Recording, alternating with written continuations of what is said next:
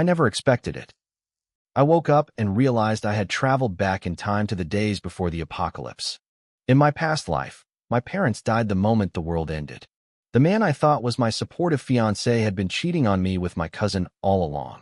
They betrayed me, tortured me for 3 long years, and finally threw me to the zombies. In my previous life, my fiancé stole this and gave it to my cousin. I grabbed a knife, sliced my finger, and let the blood drip onto the stone. Just as I suspected, it was a spatial dimension. Inside was a massive world with mountains and rivers.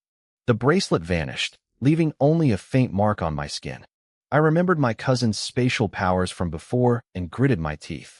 I popped another one into my mouth, listening to how Genia read the novel out loud. It was a miracle I had the patience to sit here at all. How Genia flipped through the pages quickly. Basically, the main character, Shi Xiao, gets revenge on the ex-boyfriend and the cousin. Then Shi Xiao meets a handsome hero, and they live happily ever after in the space with plenty of food. They even have a kid. My expression soured. And then, how Genia looked confused. That's it. It's over. Don't read that romantic stuff anymore, I said, my lip twitching. It's not healthy. But Sister Sheng, how Genia whispered cautiously, this site is very clean. No adult content. It's perfectly healthy. I smiled thinly. I mean, it's bad for my mental health. This person was reborn. The world is ending. They have a massive space that could literally change a dying world. Yet all they care about is love and petty grudges. My head hurts. I bit down hard on a cherry. How Genia quickly searched for something else. Here. This one is from a different site, he said, his eyes brightening. It's about building a career. The lead, Su Qingqing, was a rich girl who lost everything when the apocalypse hit. She swears to hoard supplies. She discovers she has a space and sells her cars and houses for 10 billion yuan. She buys massive amounts of rice, oil, and flour. She wants to spend every cent of that 10 billion on supplies. I paused mid-chew and looked at him. Hoarding? Yes, how Genia nodded. It's a huge trend. The first half is all about shopping. When the world falls into chaos, she just hides on a mountain and occasionally comes down to slap some rivals in the face. She lives a very comfortable life. My brow furrowed. What about the government? The army? How can someone buy 10 billion yuan worth of supplies without being noticed? How Genia thought for a second. Well, the world is ending. Order collapses. Everything stops working. I stayed silent for a moment. And the 10 billion in supplies? She eats and drinks. Most of it is still sitting in the space by the end of the book. I stared at him blankly. How Genia got the message immediately. 10 billion in supplies? If I had that kind of resources in a crisis, I could reunify the world. But I was a public official. I wasn't looking for entertainment. I was looking for insight. Next one, I said. Try a different site. How Genia scrolled again. Okay, this one is about Zhang Outyin. He wakes up with dark powers, slaps everyone who looked down on him, and builds a harem. He becomes the lord of the... I couldn't take it anymore. I tossed the bag of cherries aside and pushed the car door open. I was 25, standing 5'7" with my hair in a high ponytail. I didn't wear makeup, and my skin was a healthy tan rather than the pale look most girls preferred. I wore a simple windbreaker and moved with a sharp, disciplined pace. How Genia packed up his laptop and tablets. Sister Sheng, are we done with the novels? Switch to the real mission, I said, my voice turning cold. How Genia's expression sharpened. We walked toward an old residential building. Zhang Yu lives in Building 3, how Genia reported quietly. Neighbors reported her 5 days ago. She's been acting strange. She replaced all her glass, installed a heavy-duty security door, and put up iron bars. We suspect she's an anomaly. An anomaly.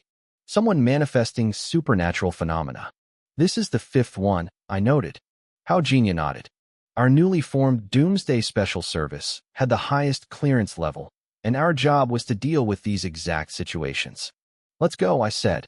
Find the informants first. We approached a group of elderly women sitting in the shade. How Genia pulled out a standard police ID. It was the easiest way to get people to talk. The women looked at the ID and immediately became friendly. Can we ask you a few questions?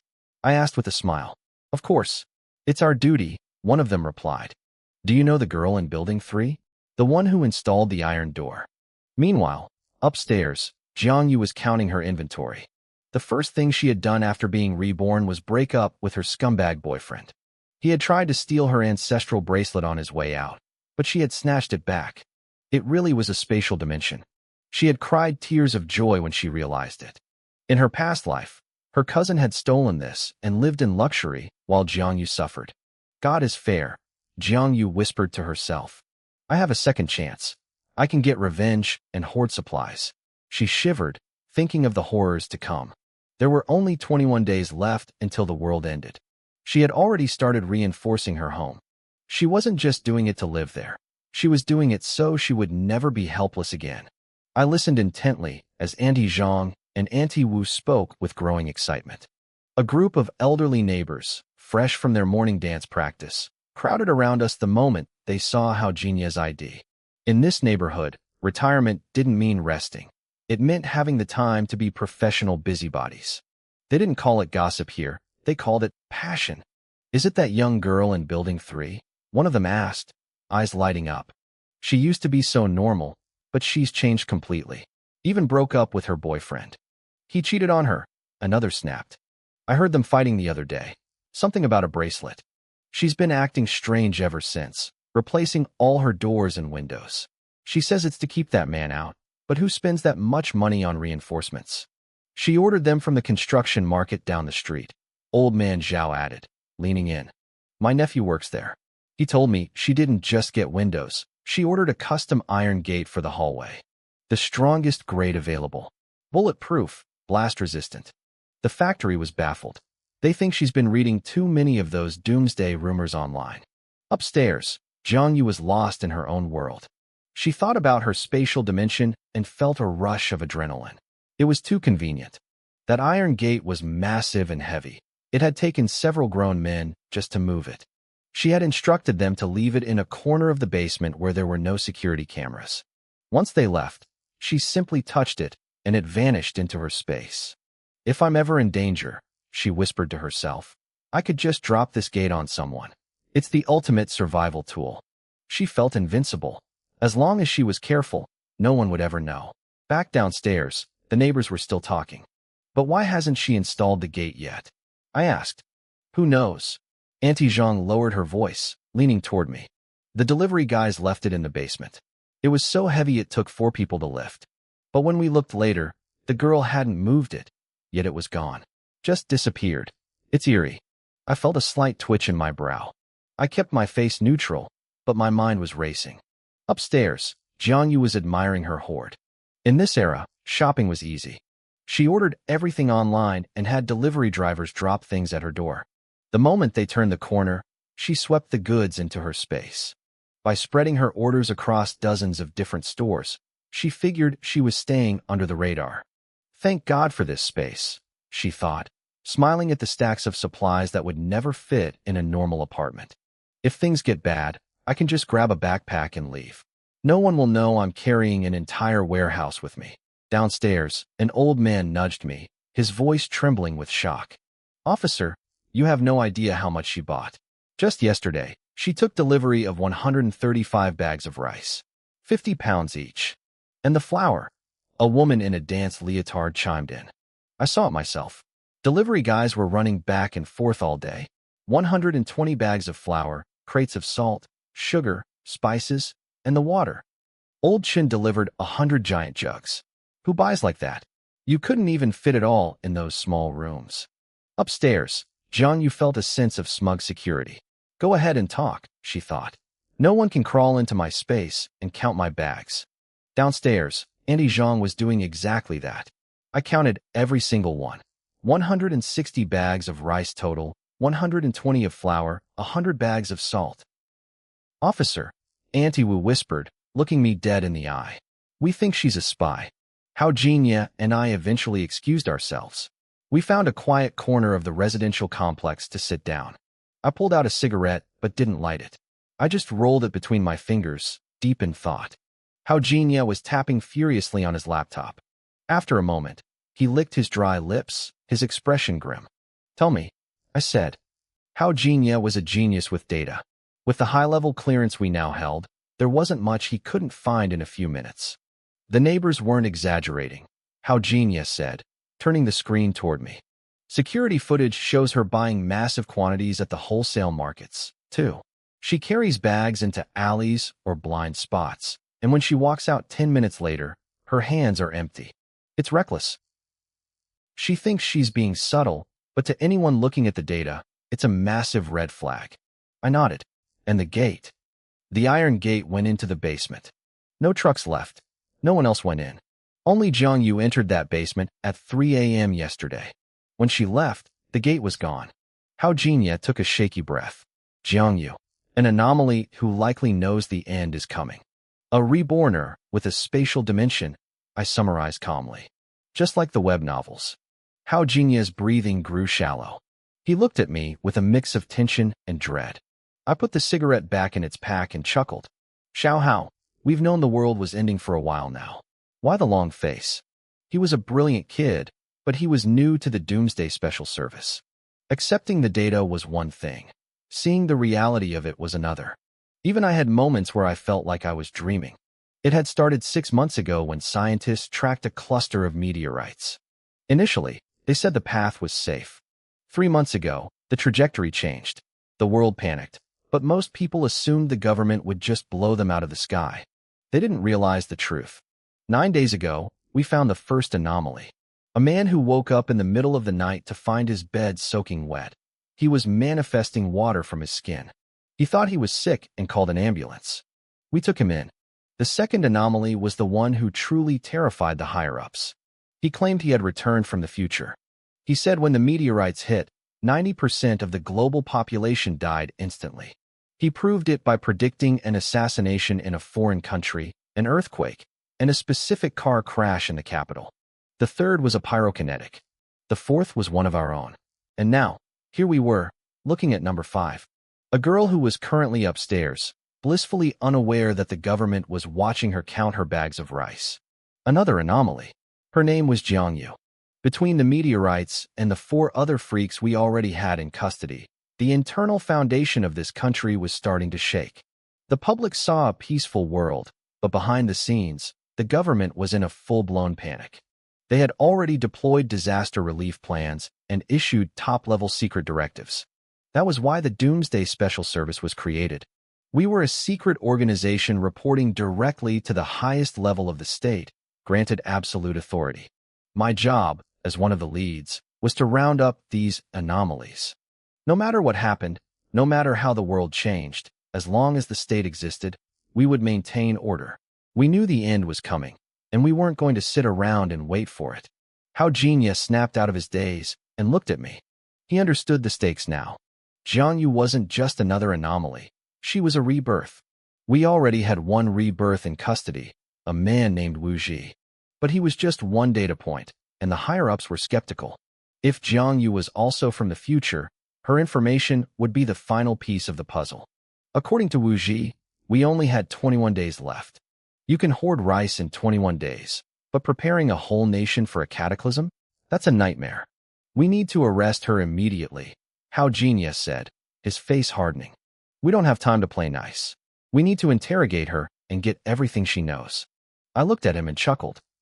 Usually, I'm the one handling the most sensitive, high-stakes missions for the country, but today, I wanted a different approach. Arrest? That's a harsh word, I said, my voice smooth. Jiangyu is a future colleague. She's going to be a member of the Doomsday Special Service. Let's be polite. Hao Jinya looked confused. We're not arresting her. Go report to Old Zhang first, I told him. Only I could get away with calling the big boss Old Zhang. Everyone else treated him like a god.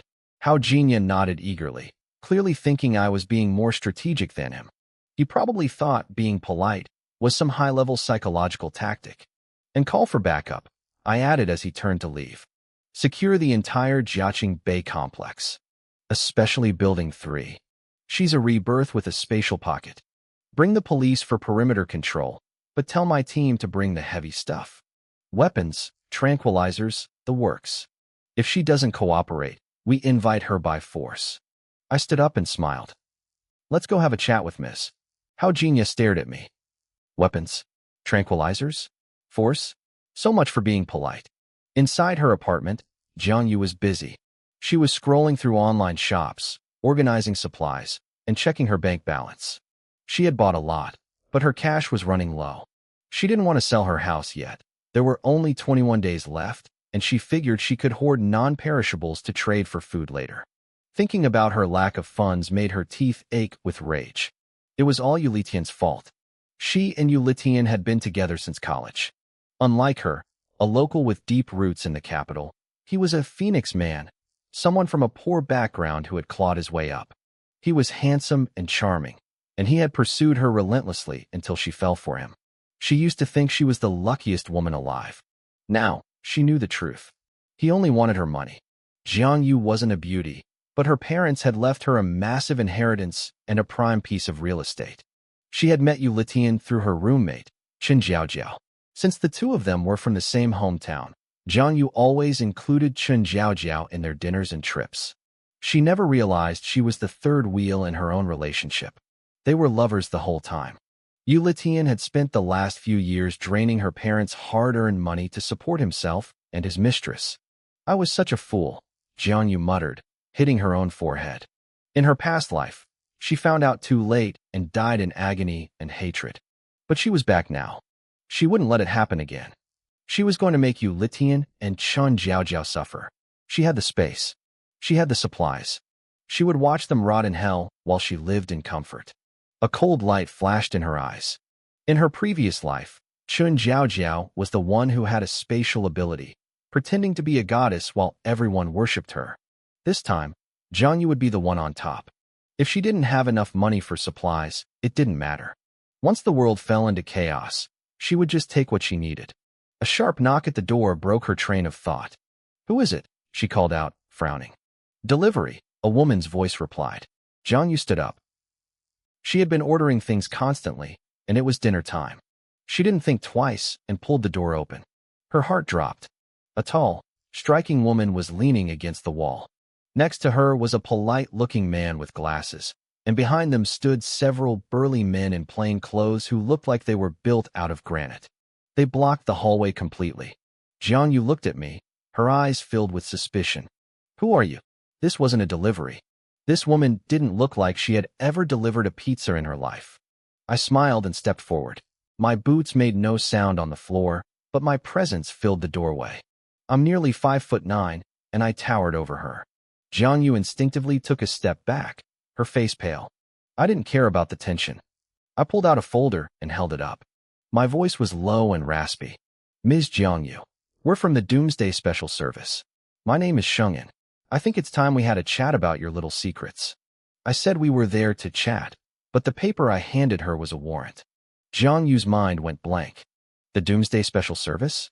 She had seen the rumors about the meteorites online, but nobody was supposed to know the truth yet. And her secret? How could they possibly know? One thought screamed in her head. I'm exposed. It's over. She thought about killing us, but there were too many. She thought about hiding in her space, but she knew the limitations. She had to reappear in the exact same spot every 24 hours. She couldn't hide forever. If she vanished right in front of us, she'd be a lab rat for the rest of her life. The apocalypse hadn't even started yet, and Jiang Yu was already losing her mind. Thoughts swirled in my head, a storm of panic and confusion. I was cornered. My mind raced for a way out, but there was nowhere to run. I took a breath, forcing my voice to stay steady. "Secrets? I don't know what you're talking about." I tried to tell myself she was bluffing.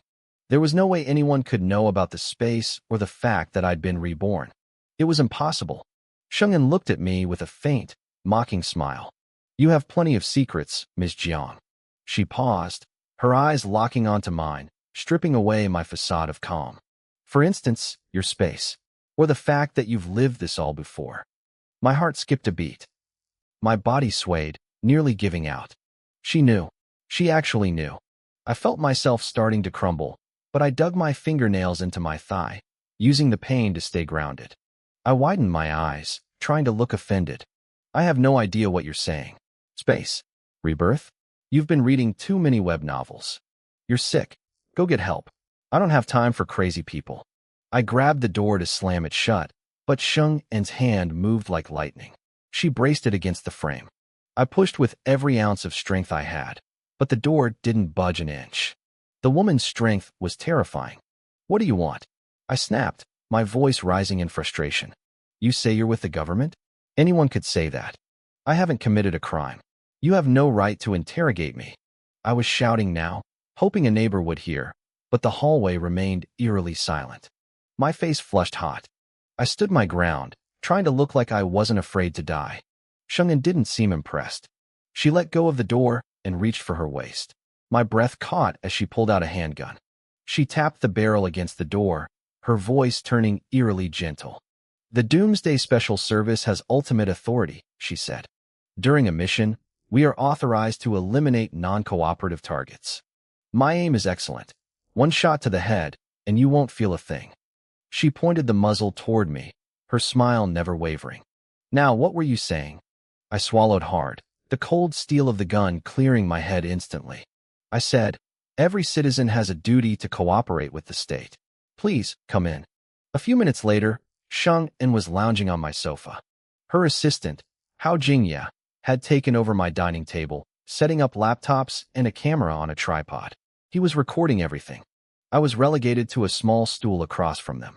Two of the burly men stood on either side of me like stone statues, while the third guarded the door. I felt like my skin was crawling.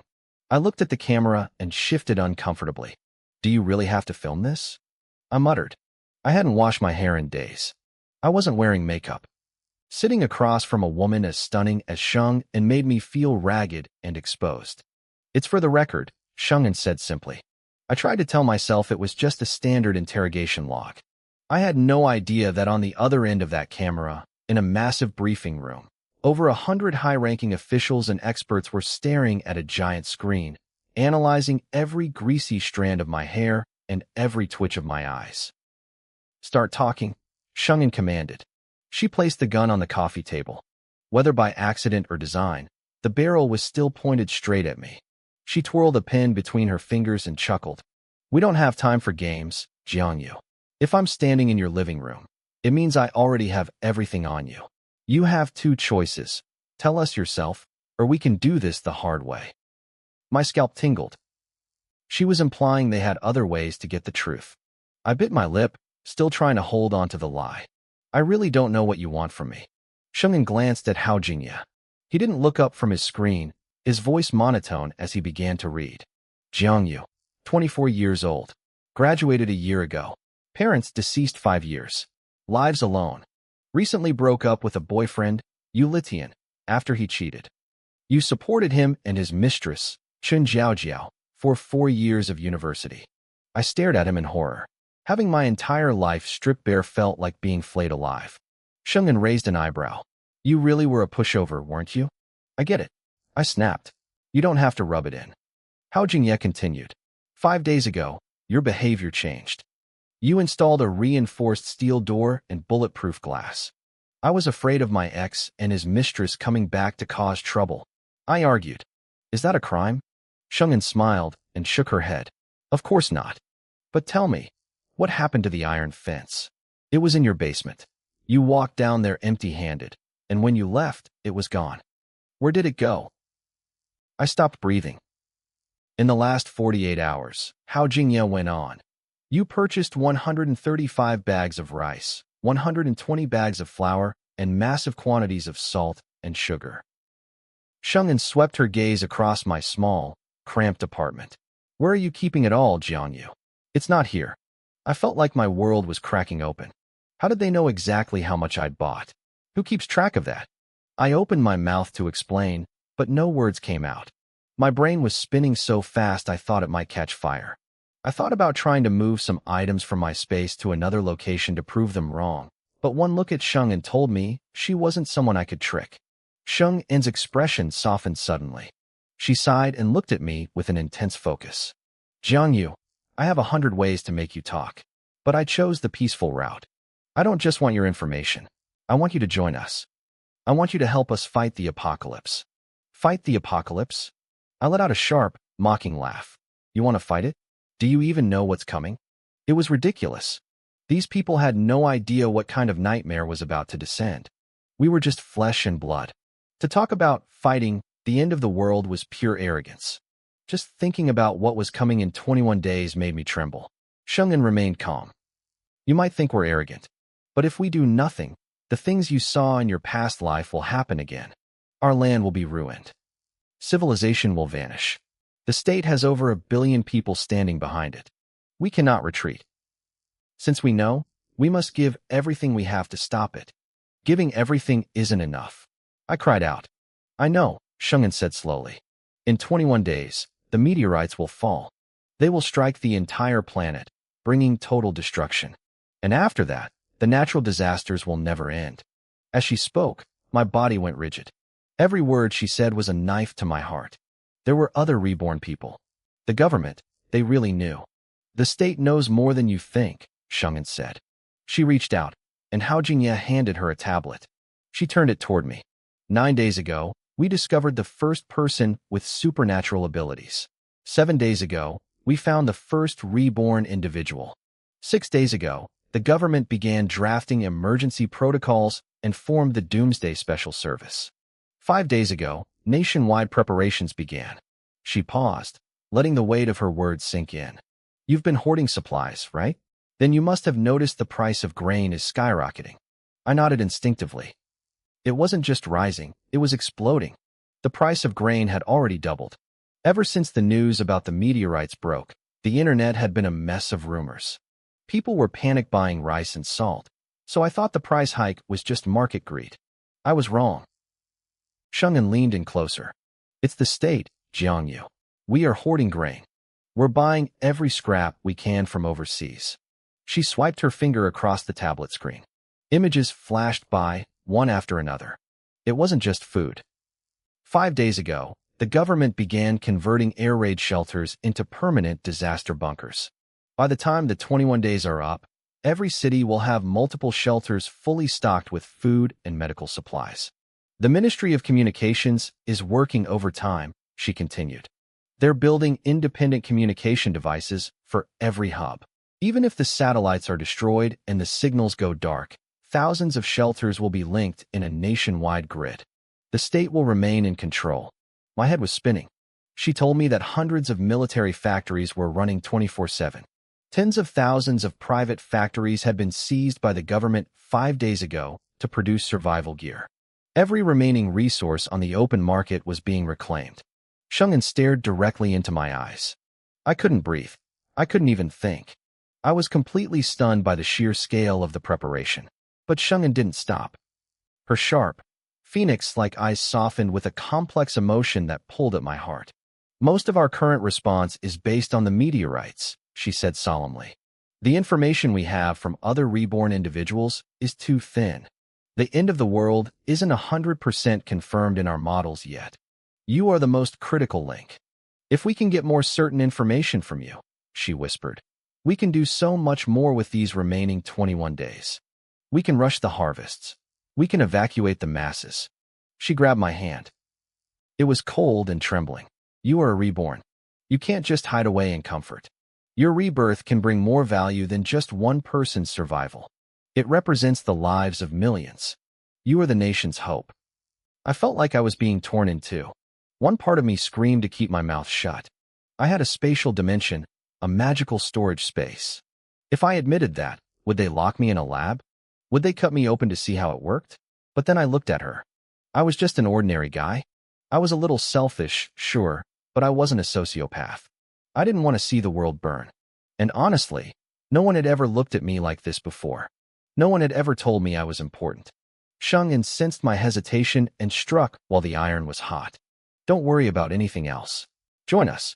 You'll be our teammate, protected by the state. She gave me a gentle smile. Even if your situation is unique, no one will hurt you. You aren't a freak. You are a sign of what's coming. An asset. She told me the arrest warrant was only a last resort. She said she was sitting in my living room, talking to me as an equal because she respected me. I struggled. Rebirth and the space were my biggest secrets. Could I really trust them? Oh, right, Shungin added, as if it were an afterthought. If you join the Doomsday Special Service, your living conditions will be better than anything you could manage alone. You're hoarding supplies, but you still have to cook them yourself, right? In the Special Service, We have state-level chefs. We have the national treasury. The state will protect you and provide for you. My heart skipped a beat. That sounded incredible.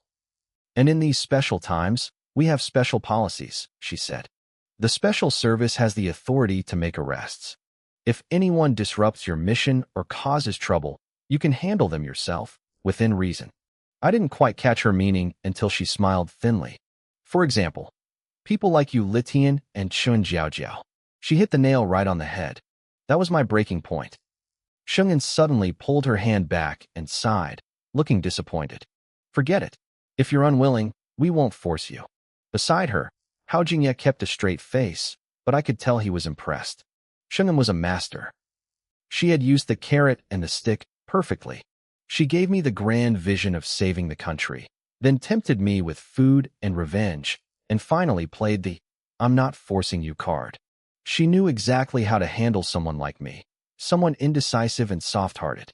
As soon as her warm hand left mine, I felt a sudden sense of loss. I reached out and grabbed her hand back. For the country, I stammered. I'm willing to tell you everything. I'll join. I took a deep breath. I came back from 1 year into the future. I lived through the first year of the apocalypse. The moment I said it, Hao Jingye sat bolt upright. On the other side of the hidden cameras, in a professional conference room, dozens of high-ranking officials went silent, their eyes glued to the screen. I didn't know I was being watched by the most powerful people in the country. I just looked at Sheng-un, my vision blurring as I drifted back into those dark memories. Actually, I'm not even sure of the dates, I said, my voice sounding distant. Every day felt like a year. When the meteorites hit 21 days from now, at least 90% of the world's population vanished instantly. Coastal countries were swallowed by tsunamis. Our country became a scorched wasteland. It was like thousands of atomic bombs going off at once. I told them how Jing City wasn't hit directly, but the shockwaves felt like a magnitude 8 earthquake. Entire neighborhoods collapsed. My apartment complex was lucky. It stayed standing, though it was barely stable. Back then, every building was a death trap. Sheng-un listened intently, her fingers tracing the fabric of the sofa. Her phone buzzed. It was a message from old Zhang, asking about the impact zones. "Jiangyu," she asked softly, "do you remember where the nearest meteorite landed? Where were the biggest hits?" I thought back. The closest one to us was in Shur City. There were so many, falling everywhere. But I remember people saying the biggest one hit Pingyang. It caused a wave that drowned several neighboring countries. There were almost no survivors. I shuddered. You think the 21-day mark is the disaster? No, that's just the opening act. The people who die that day are the lucky ones.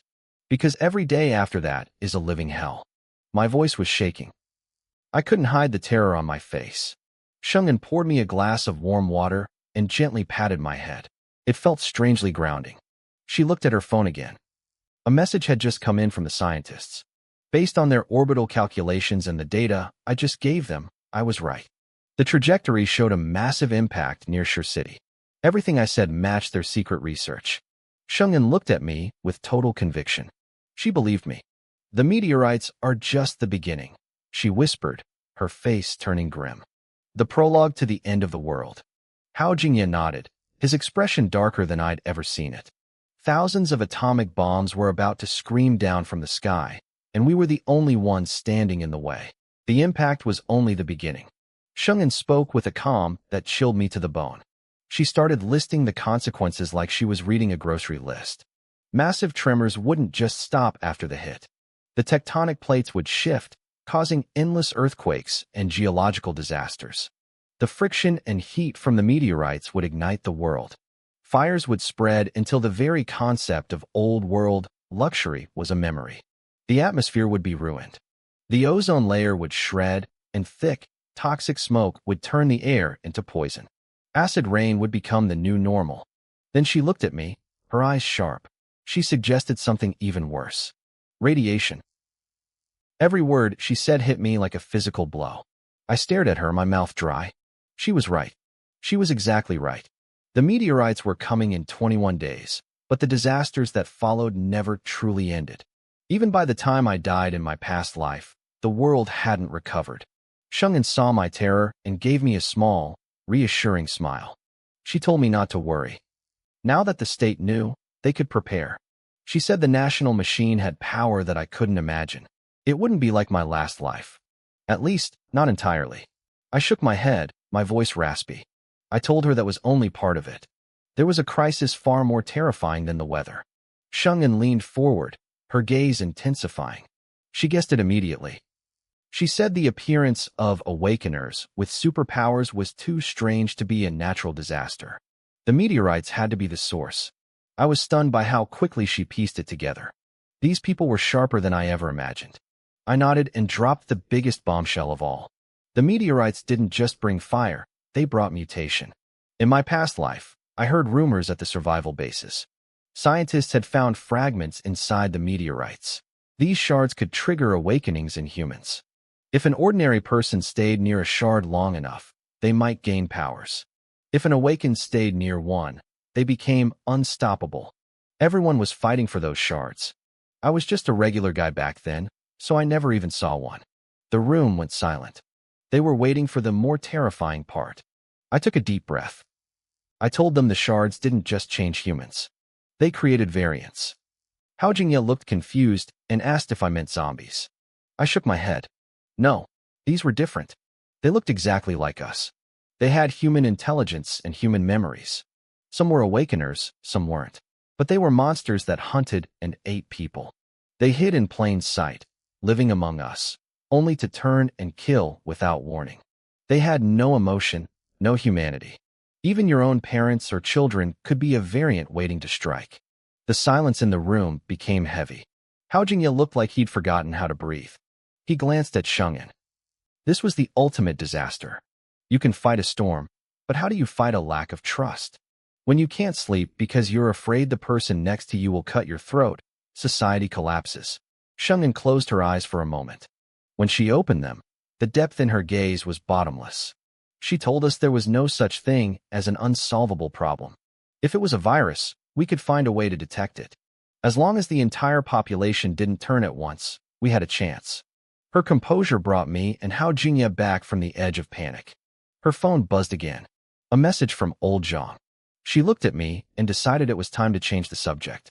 She wanted to talk about my space. I stiffened. I didn't want to talk about my secret advantage. I wanted to keep my cards close to my chest. Shungin smiled kindly. She told me the state wouldn't hurt me. She pointed out that in the future, there would be many space awakeners. I wasn't that special, so there was no need to be afraid. I hesitated. The truth was, I was a little special. Hao Jingye caught my expression and grew suspicious. He asked if I was even a space awakener at all. He remembered the intel they gathered earlier. He asked if my space came from that jade bracelet I took back from my ex-boyfriend. I felt a jolt of pure horror. How did they know that? My reaction gave me away instantly.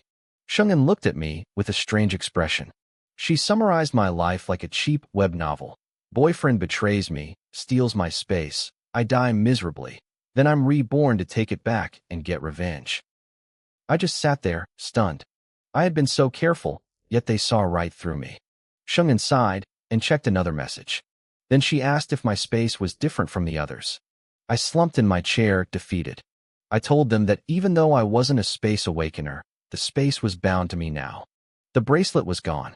They couldn't take it even if they tried. Shungin assured me they didn't want to steal it. They just wanted to use it for the country. I told them my space kind of sucked. Unlike other awakeners whose spaces could grow or keep food fresh forever, mine was just a massive expanse of empty black soil. Anything I put in there would eventually rot, just like in the real world. I couldn't even use it to hoard food long-term. I expected them to be disappointed. Instead, Shungyan's face turned serious. Hao Jingye practically jumped out of his seat. He shouted, "Black soil." I nodded, confused. Shungyan asked how big it was. I told her it was huge, with the edges hidden in fog. I hadn't even measured it. Shungyan exhaled slowly. Hao Jingye looked at me like I was the biggest idiot on the planet.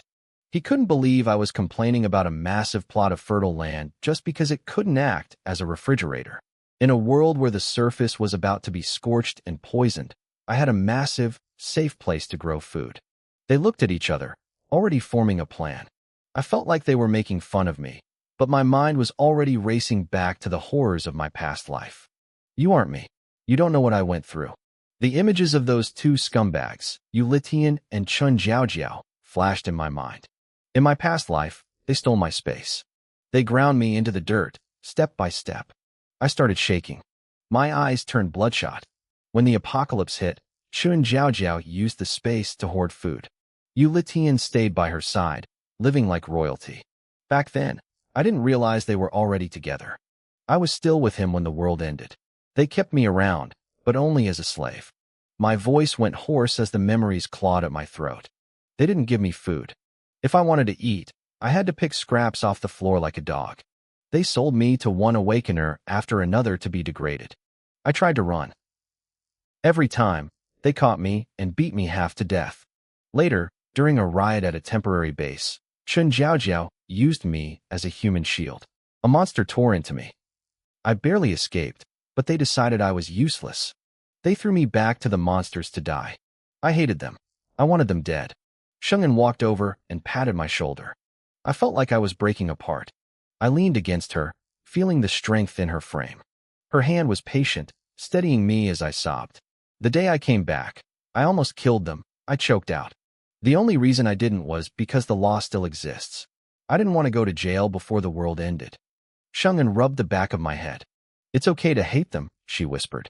You should get your revenge. They deserve it. I looked up into her eyes. They seemed to hold a world of understanding. Being supported like this made my heart swell. I leaned closer, soaking up her strength. Hao Jingye watched us, his lip twitching. I could tell what he was thinking. Sheng'an was incredible. She could be ruthless one second and perfectly comforting the next. She knew exactly how to break down a person's walls. I took a deep breath and calmed down. I had to be professional. I've told you everything I know, I said. And I'm not a real space awakener. What else do you want from me? Sheng'an's phone buzzed. A message from old Zhang. She didn't look at it. Instead, she took my hand and looked at me with those sharp phoenix eyes. One last question, she said. Can people enter your space? The room went silent. I knew people were watching through the cameras, waiting for this answer. If people couldn't go in, the black soil was just dirt. If they could, it was a sanctuary. I looked at Sheng'an. I wanted to trust her, but I had to protect myself. I can go in, I lied, gritting my teeth. But no one else can. I paused, trying to sound convincing. If others could go in, I would have dragged Yu Litian and Chun Jiaojiao inside, all ready to kill them and hide the bodies. Sheng'an smiled. It was a beautiful, trusting smile. I believe you. She was a good actress. I looked away, feeling a flicker of guilt. I was lying, and deep down, I think she knew. Hao Jingye frowned, about to speak, but Sheng'an silenced him with a cold glare. It didn't matter if I was lying right now. Eventually, when the planting started, the truth would come out. Let's exchange contact info, Sheng'an said, moving on. Do you want to come to the Special Service headquarters? If not, you can rest today and come tomorrow. What would I do there? I asked. We need to put things in your space, she replied. My eyes lit up. Of course, I was working for the state now. I didn't need to scramble for supplies.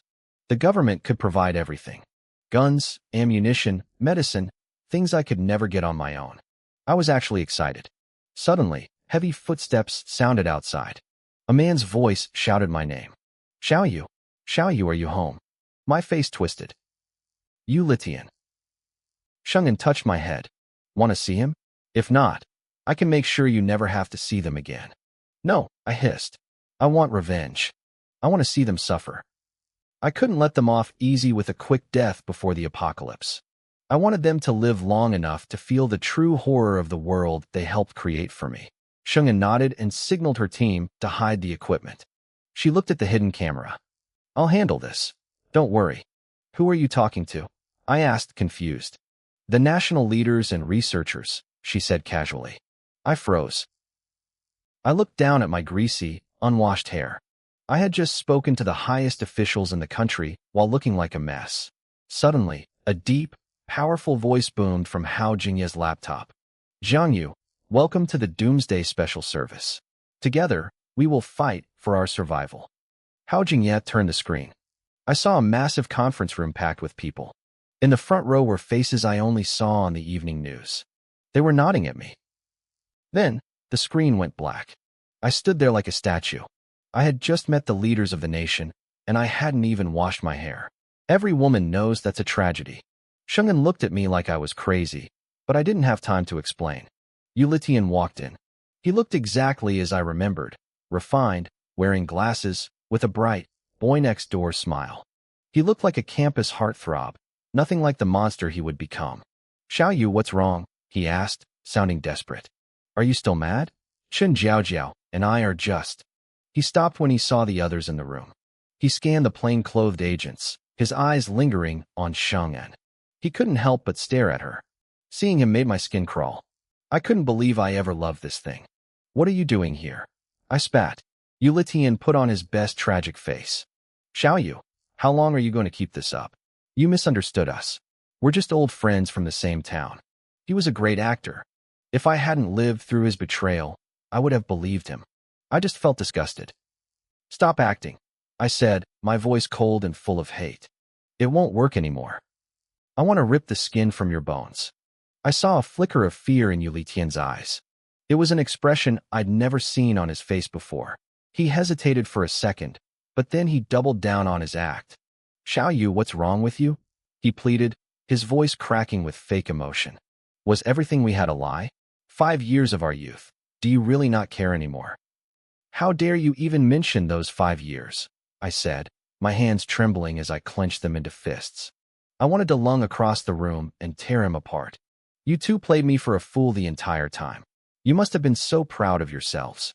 Yulitian looked like I'd slapped him. His eyes turned red, and he stepped forward, grabbing my hands before I could pull away. "How could you think that? Xiaoyu, I never played you. My feelings were real. Have you forgotten the vows we made by the sea? Have you forgotten the Great Wall? When you couldn't walk anymore, I carried you on my back. Have you forgotten the cliffs at the end of the world where you promised to stay with me forever?" The moment his skin touched mine, I felt a wave of nausea so strong I almost gagged. I wrenched my hands away with everything I had. I was constantly shocked by how shameless this man could be. If I hadn't been reborn, I might have actually been moved. But in my past life, during that hellish year of the apocalypse, I heard him and Chun Jiaojiao laughing about it. Every romantic spot we visited was just a place where they'd sneak off to hook up behind my back.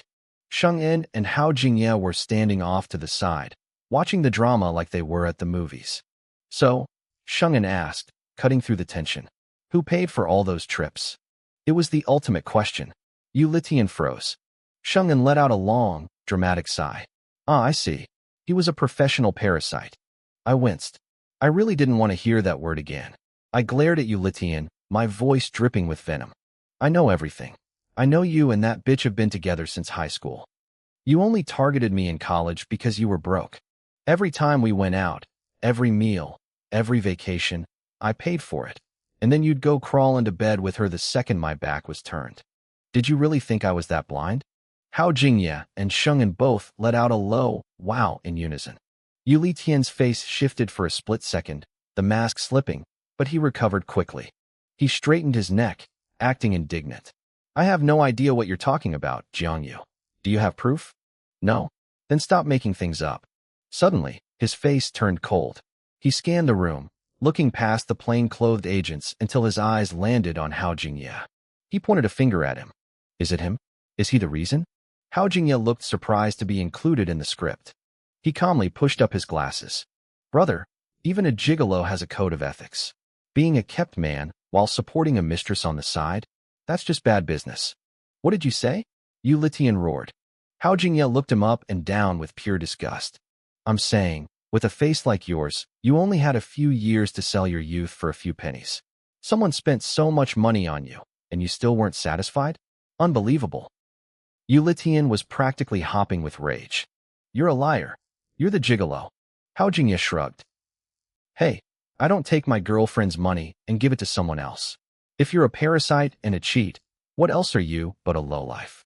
Get out," I said, pointing toward the door. I gave him a cold, hollow smile. "I'm letting you go now, but that doesn't mean I'm done with you. Keep your neck clean and wait. When the end comes, I'm coming for you." Yulitian took a deep breath. He still didn't understand why I had changed, but after years of manipulation, he still thought I was a soft target. Fine. You want to break up? You want to frame me? If you can't show me proof, you owe me compensation. Otherwise, don't think you're getting away that easily. His eyes were full of greed. Hao Jingye just shook his head, making a clicking sound with his tongue. Are you threatening me? I asked, almost laughing at the absurdity. You're the one who wanted to break up, Yu Litian said, as if it were the most logical thing in the world. Either we stay together, or you pay me. What do you want? I wanted to see how deep his depravity went. The bracelet, he said. I felt the air leave my lungs. In that instant, a year's worth of bottled-up rage from my past life exploded.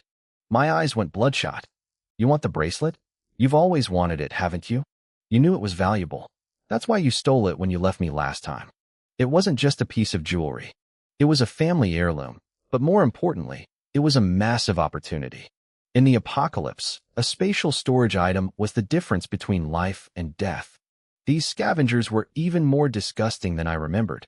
My chest heaved as I struggled to breathe. If you won't give me the bracelet, give me the cash value, Yu Litian said, completely dropping the act. Otherwise, I'll tell everyone in our alumni groups and at your company what a liar you are. Shengyan suddenly stood up, tucking her phone away. The room went silent. She looked bored, her patience clearly at its limit. You said he stole your bracelet? She asked me.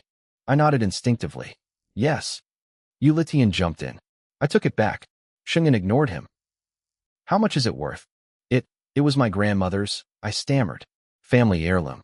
Priceless. Incalculable value. She looked over at Hao Jingye. What's the sentence for theft and extortion of an item of that value? Hao Jingye's eyes lit up.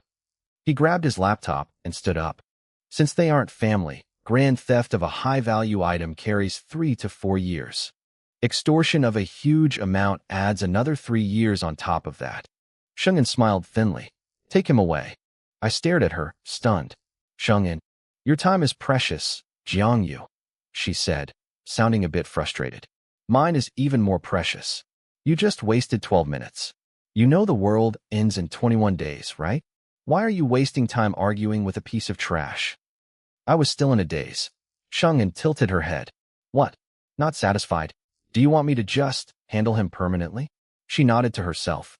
Extraordinary times call for extraordinary measures. I can do that. Wait. I interrupted. I shook my head. No, I don't want him to die yet. He has to live past the 21 days.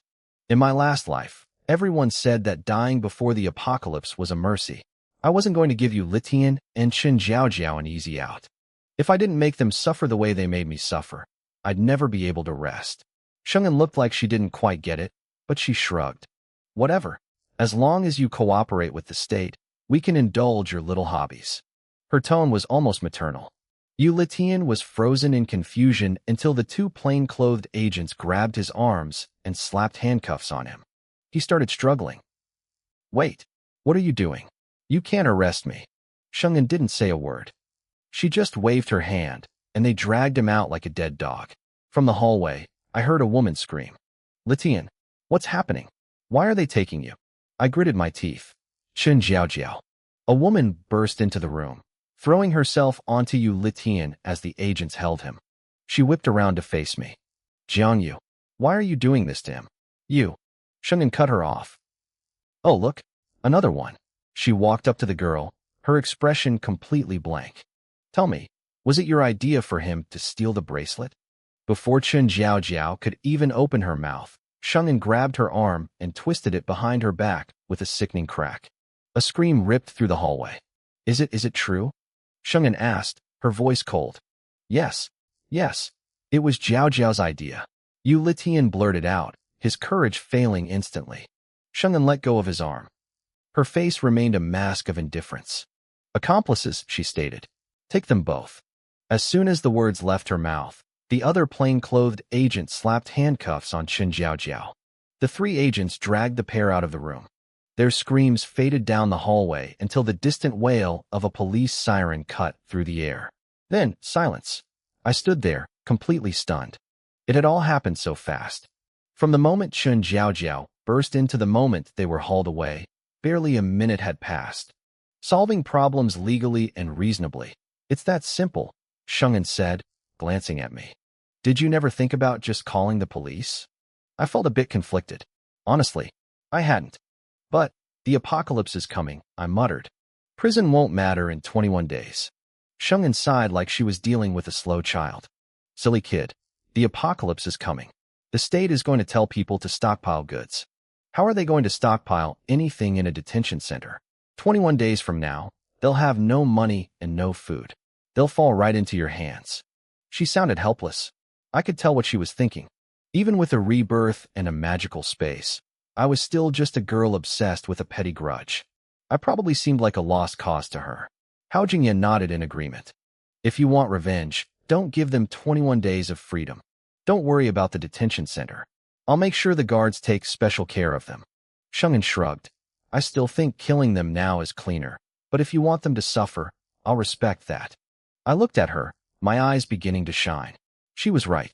I wanted them to suffer when the world ended, but watching them live happily for the next 3 weeks would have been nauseating.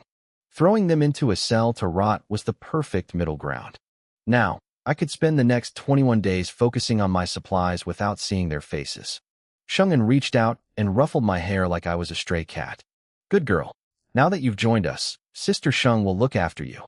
The state will protect you. Just work hard for the country and don't overthink things. Your brain doesn't seem built for it anyway. Okay, Sister Shung, I said loudly. I didn't care if she was actually older than me or not. I was a believer now. Let's go, Shungen said with a slight smirk.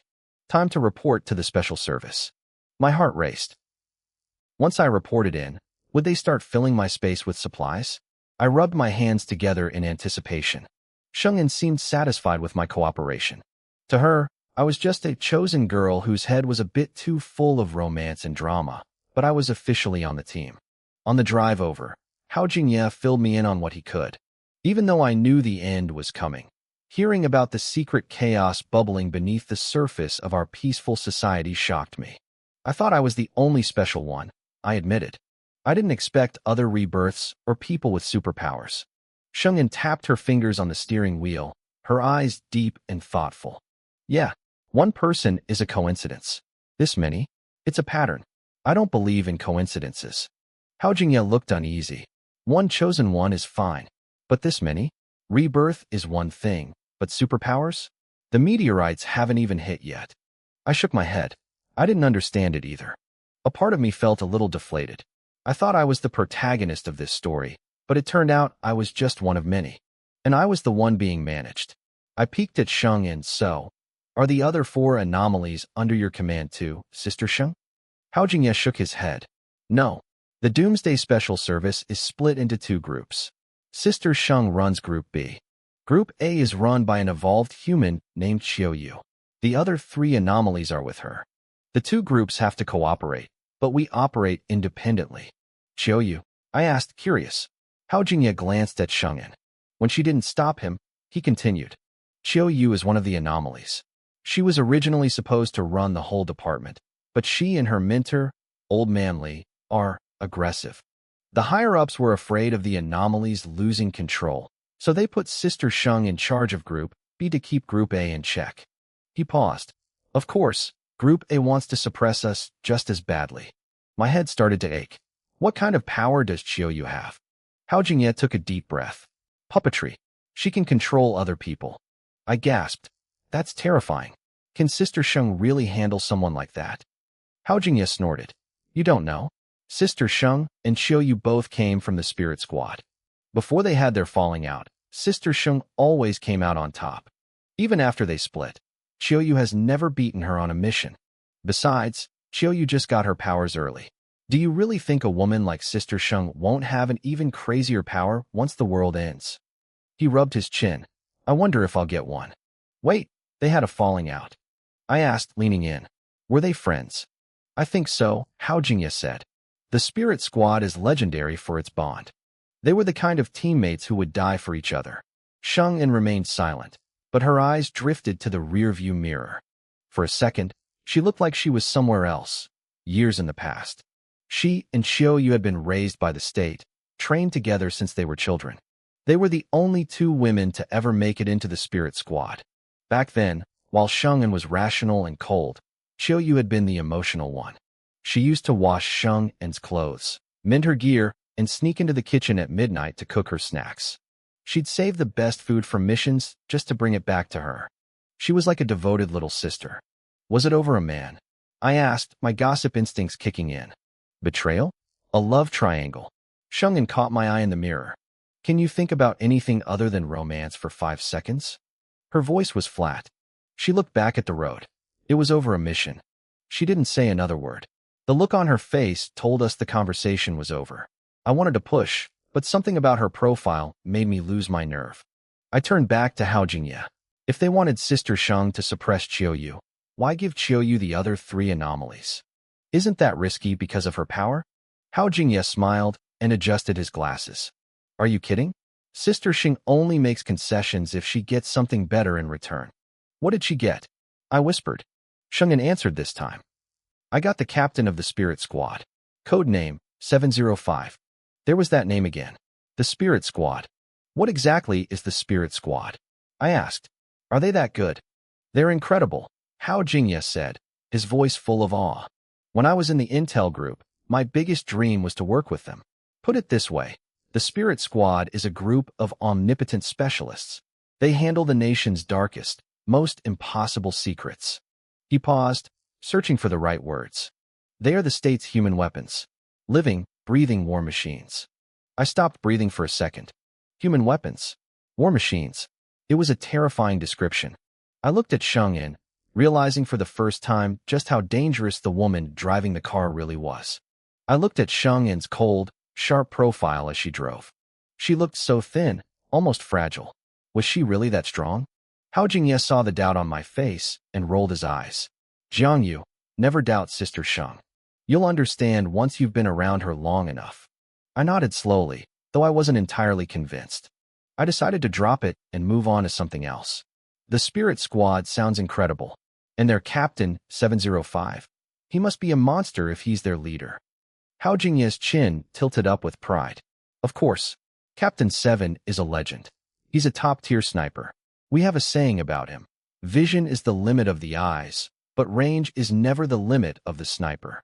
The man has no ceiling. A strange sense of awe washed over me. Group B having him means Sister Sheng can deploy the entire Spirit Squad. Hao Jingye whispered, rubbing his hands together. Now tell me, do you think she lost out on that deal? I shook my head instinctively. No way. Shengin's voice came from the front, lazy and calm. I've seen those 2 elemental users Qiuyu has. Even if they become powerhouses in the future, they won't be a match for the Spirit Squad. Ability users can be strong, but the Spirit Squad is already elite. They are a group of lovely, terrifying people. She paused, and that's where I came from. I had one more burning question. I leaned my head closer to Hao Jingye, my eyes bright with curiosity. If Captain 7 is that powerful and represents the Spirit Squad, why would Qiuyu agree to this? Group B is supposed to suppress Group A, and Group A definitely wants to suppress Group B. Hao Jingye started to grin, then quickly caught himself and pushed his glasses up his nose, looking dead serious. She had no choice. Captain 7 is Sister Sheng's lover. Even if Qiuyu tried to snatch him away, she'd be too afraid he'd sabotage her from the inside. My jaw dropped. I looked at Shengin in disbelief. This cold, dangerous woman actually had a partner? Wait, I whispered. Why did you say lover and not boyfriend? Hao Jingye shrugged. You'll have to ask her that. I blinked at Shengin's reflection in the rearview mirror. She caught my eye and smirked. Stop prying. Don't fill your head with romance. Stay focused. I pouted and rested my head on the back of the front seat. But Sister Sheng is so beautiful. The more I look at her, the more I wonder what kind of person could possibly be worthy of her. Hao Jingye looked at me with pure disgust. It's only been 1 day, and you're already a total fangirl? Did you forget she was pointing a gun at your head earlier? While we chatted, we arrived at the unit. It was actually a massive camp tucked away in the mountains. The location was secluded, but the security was suffocating. There were experimental bases and office buildings everywhere. With ability users involved, they clearly needed a lot of space. I've lived in the capital for years, I muttered, staring out the window. I never knew this mountain was here, let alone what was inside. Of course not, Hao Jingye replied. Ordinary people aren't allowed near classified locations. Shengin drove us straight in. We headed for a building shared by Group A and Group B, filled with laboratories and researchers. You might run into Group A people here, Hao Jingye warned in a low voice. I instinctively poked my head out to look around. He pulled me back. Stop it. Captain Xiao Yu took her 3 teammates out to track other anomalies. They won't be here until tonight. There are more anomalies? I asked. Of course. We have to investigate every suspicious person. You were the 3rd one today. The first 2 were misunderstandings. You're the only real anomaly so far, and a rare one at that. I felt a little deflated. I guess I wasn't the unique, chosen girl I thought I was. Still, I was curious. So we're going to keep searching? Do we have a target? Sheng'an swiped her card and led us into an elevator. Logistics has been preparing since we were on the road. First, you'll report in and get a checkup. Then, you're going to fill your space with supplies. I have other arrangements for you as well. My disappointment vanished, replaced by pure excitement. My space was mostly empty. Even if things eventually expired, the thought of having it packed to the brim made me feel safe. If they gave me weapons and medicine, I'd be set. Once upstairs, I was poked, prodded, and scanned. They took x-rays and blood samples. They even had me practice pulling things in and out of my space, including a large pot of black soil I had manifested. I was terrified they were going to dissect me, but Sheng'an stayed by my side the whole time. Her presence made me feel strangely safe. When it was finally over, I let out a long breath. Can we go get the supplies now? Sheng'an nodded. You can keep the stuff you already have in there. The state is stockpiling food. You won't go hungry. She paused, realizing I might not fully trust the government yet. Actually, just keep it. It's not much, and it'll give you peace of mind. I nodded like a little chicken pecking at rice. This was great. The state was going to give me so much stuff, and Sister Sheng was even letting me keep my personal stash. I felt a wave of gratitude, but also a twinge of guilt. Sheng'an glanced back and caught my expression. She knew I was hiding something. It was obvious I had lied. My space could definitely hold more than just objects. It was a golden finger, after all. It was normal to keep a few secrets. She didn't call me out. Instead, she led me to a massive warehouse at the edge of the camp. My eyes lit up as the giant doors loomed closer. I wanted to jump for joy. A middle-aged man with a stern face walked out to meet us. Sheng'an, everything is ready. The researchers are waiting inside. Researchers? I muttered. As we walked in, I finally saw what was filling the massive space. Tractors, plows, seeders, sprinklers, fertilizer, bags of seeds, countless saplings and strange-looking plants. A group of old men in white lab coats were scurrying around like nervous hens. One of them jumped up and waved at us. Finally, someone is here. These things need careful handling. We need to get them into the ground immediately. I turned to Sheng'an, confused. Where are the supplies? What is all this? Sheng'an smiled at me. This is what you're putting in your space. Your mission is to preserve these seeds of hope. You're going to turn that black soil into a garden. Even if the earth becomes a scorched wasteland, your space will remain full of life. I stared at her, my brain spinning. Seeds? Planting? Life? Then it hit me. I pointed at myself, my eyes wide with horror. So, you want me to be a farmer? Sheng'an's smile widened. We call it cultivating hope. That vast stretch of black land in your space needs to be put to work. It might not be a world with mountains and rivers yet, but it'll do. It's still just farming. I cried. Suddenly, an old man, Professor Yi, rushed over and grabbed my arm. Little girl, you're the space user? Oh, thank heavens. We've been worried sick since the doomsday notice. If the world turns to ash, your space is our final hope. Come on, I'll teach you how to plant these. Who even are you? I snapped, feeling overwhelmed. Sheng'an chuckled softly. That's Academician Zhou from the Academy of Sciences. One of the most authoritative botanists in the world. You don't understand planting, Sheng'an said, her voice smooth but firm. But don't worry. These people are going to be your teachers. They'll show you exactly how to get those seeds into the ground. I stared at her, my jaw nearly hitting the floor. I thought I had misheard her. Sheng'an reached out and squeezed my hand, a bright, radiant smile on her face. They are experts in their fields. In the future, we'll need to study how to grow crops in scorched earth and apocalyptic conditions. Your space is the perfect laboratory for that. These men are your teachers, but they're also technically working for you now. I stood there dazed. What does that even mean? They're under my responsibility. Exactly, she replied. Don't worry about the cost. As a major contributor to the state, the food rations you receive will be more than enough to feed all of them. I felt a vain throb in my temple. Is that really what I'm worried about? Wait a minute. So, you're telling me I have to work my tail off farming just to feed a group of people whose only job is to tell me how to farm? Shungin spread her hands, looking genuinely apologetic. There's no other way. You're the only one who can enter your space. I felt like I had just dug a hole and jumped right into it. I had insisted the space was mine alone to keep my secrets safe, and now that lie was coming back to haunt me. I opened my mouth to protest, but Shungin just waited patiently, watching me. After a long silence, I gritted my teeth. Fine, I'll do it. It's just farming, right? It can't be worse than the hell I lived through in my past life. The space was my golden finger, my ultimate trump card.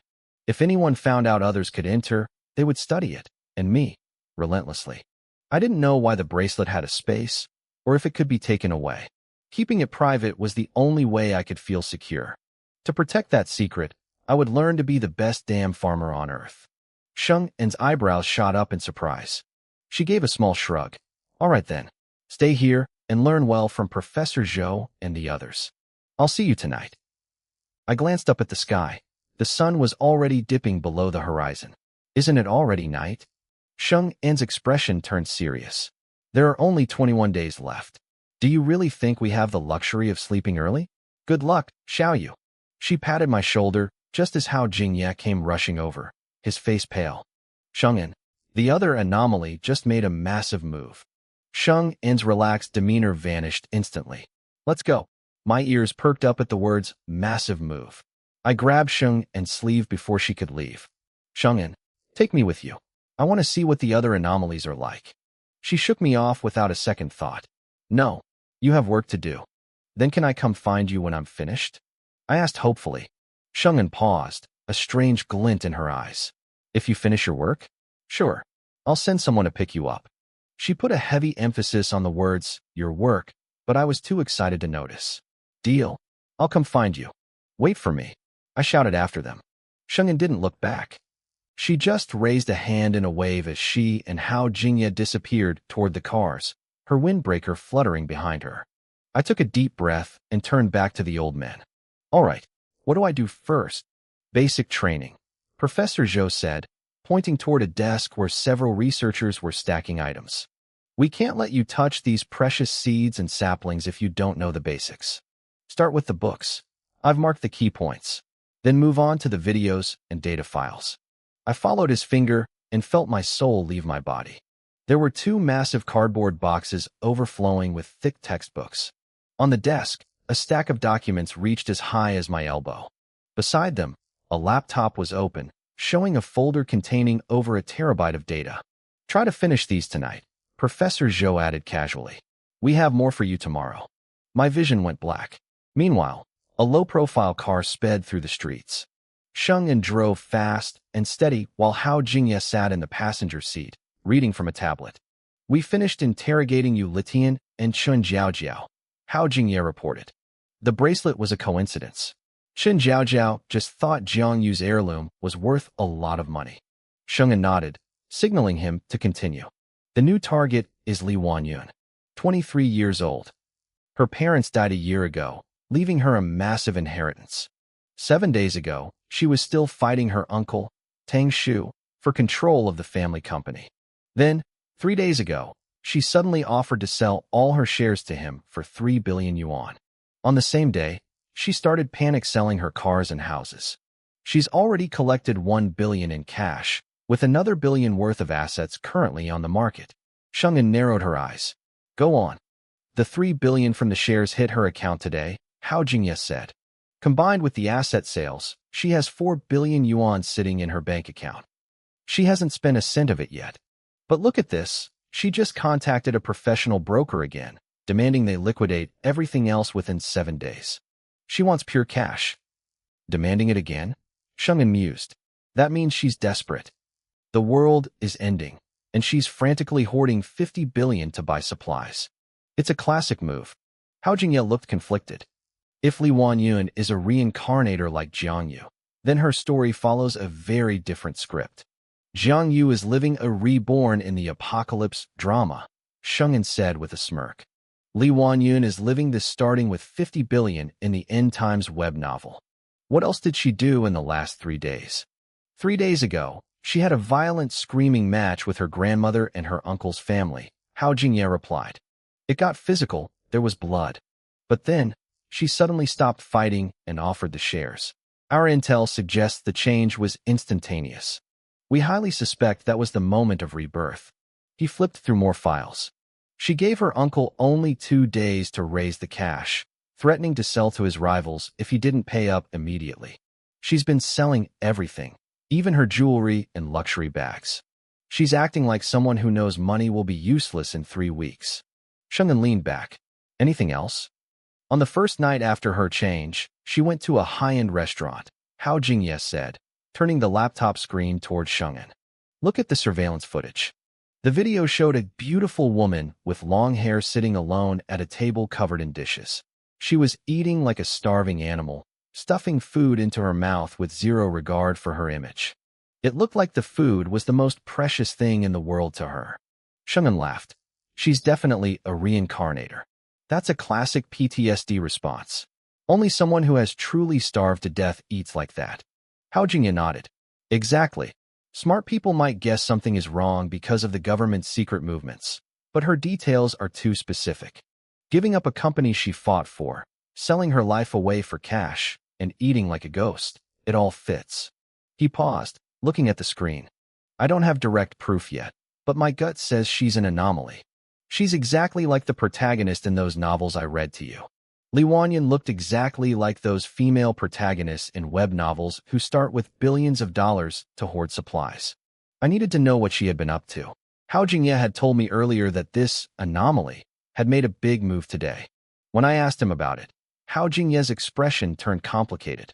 He looked at me, unsure how to even describe it.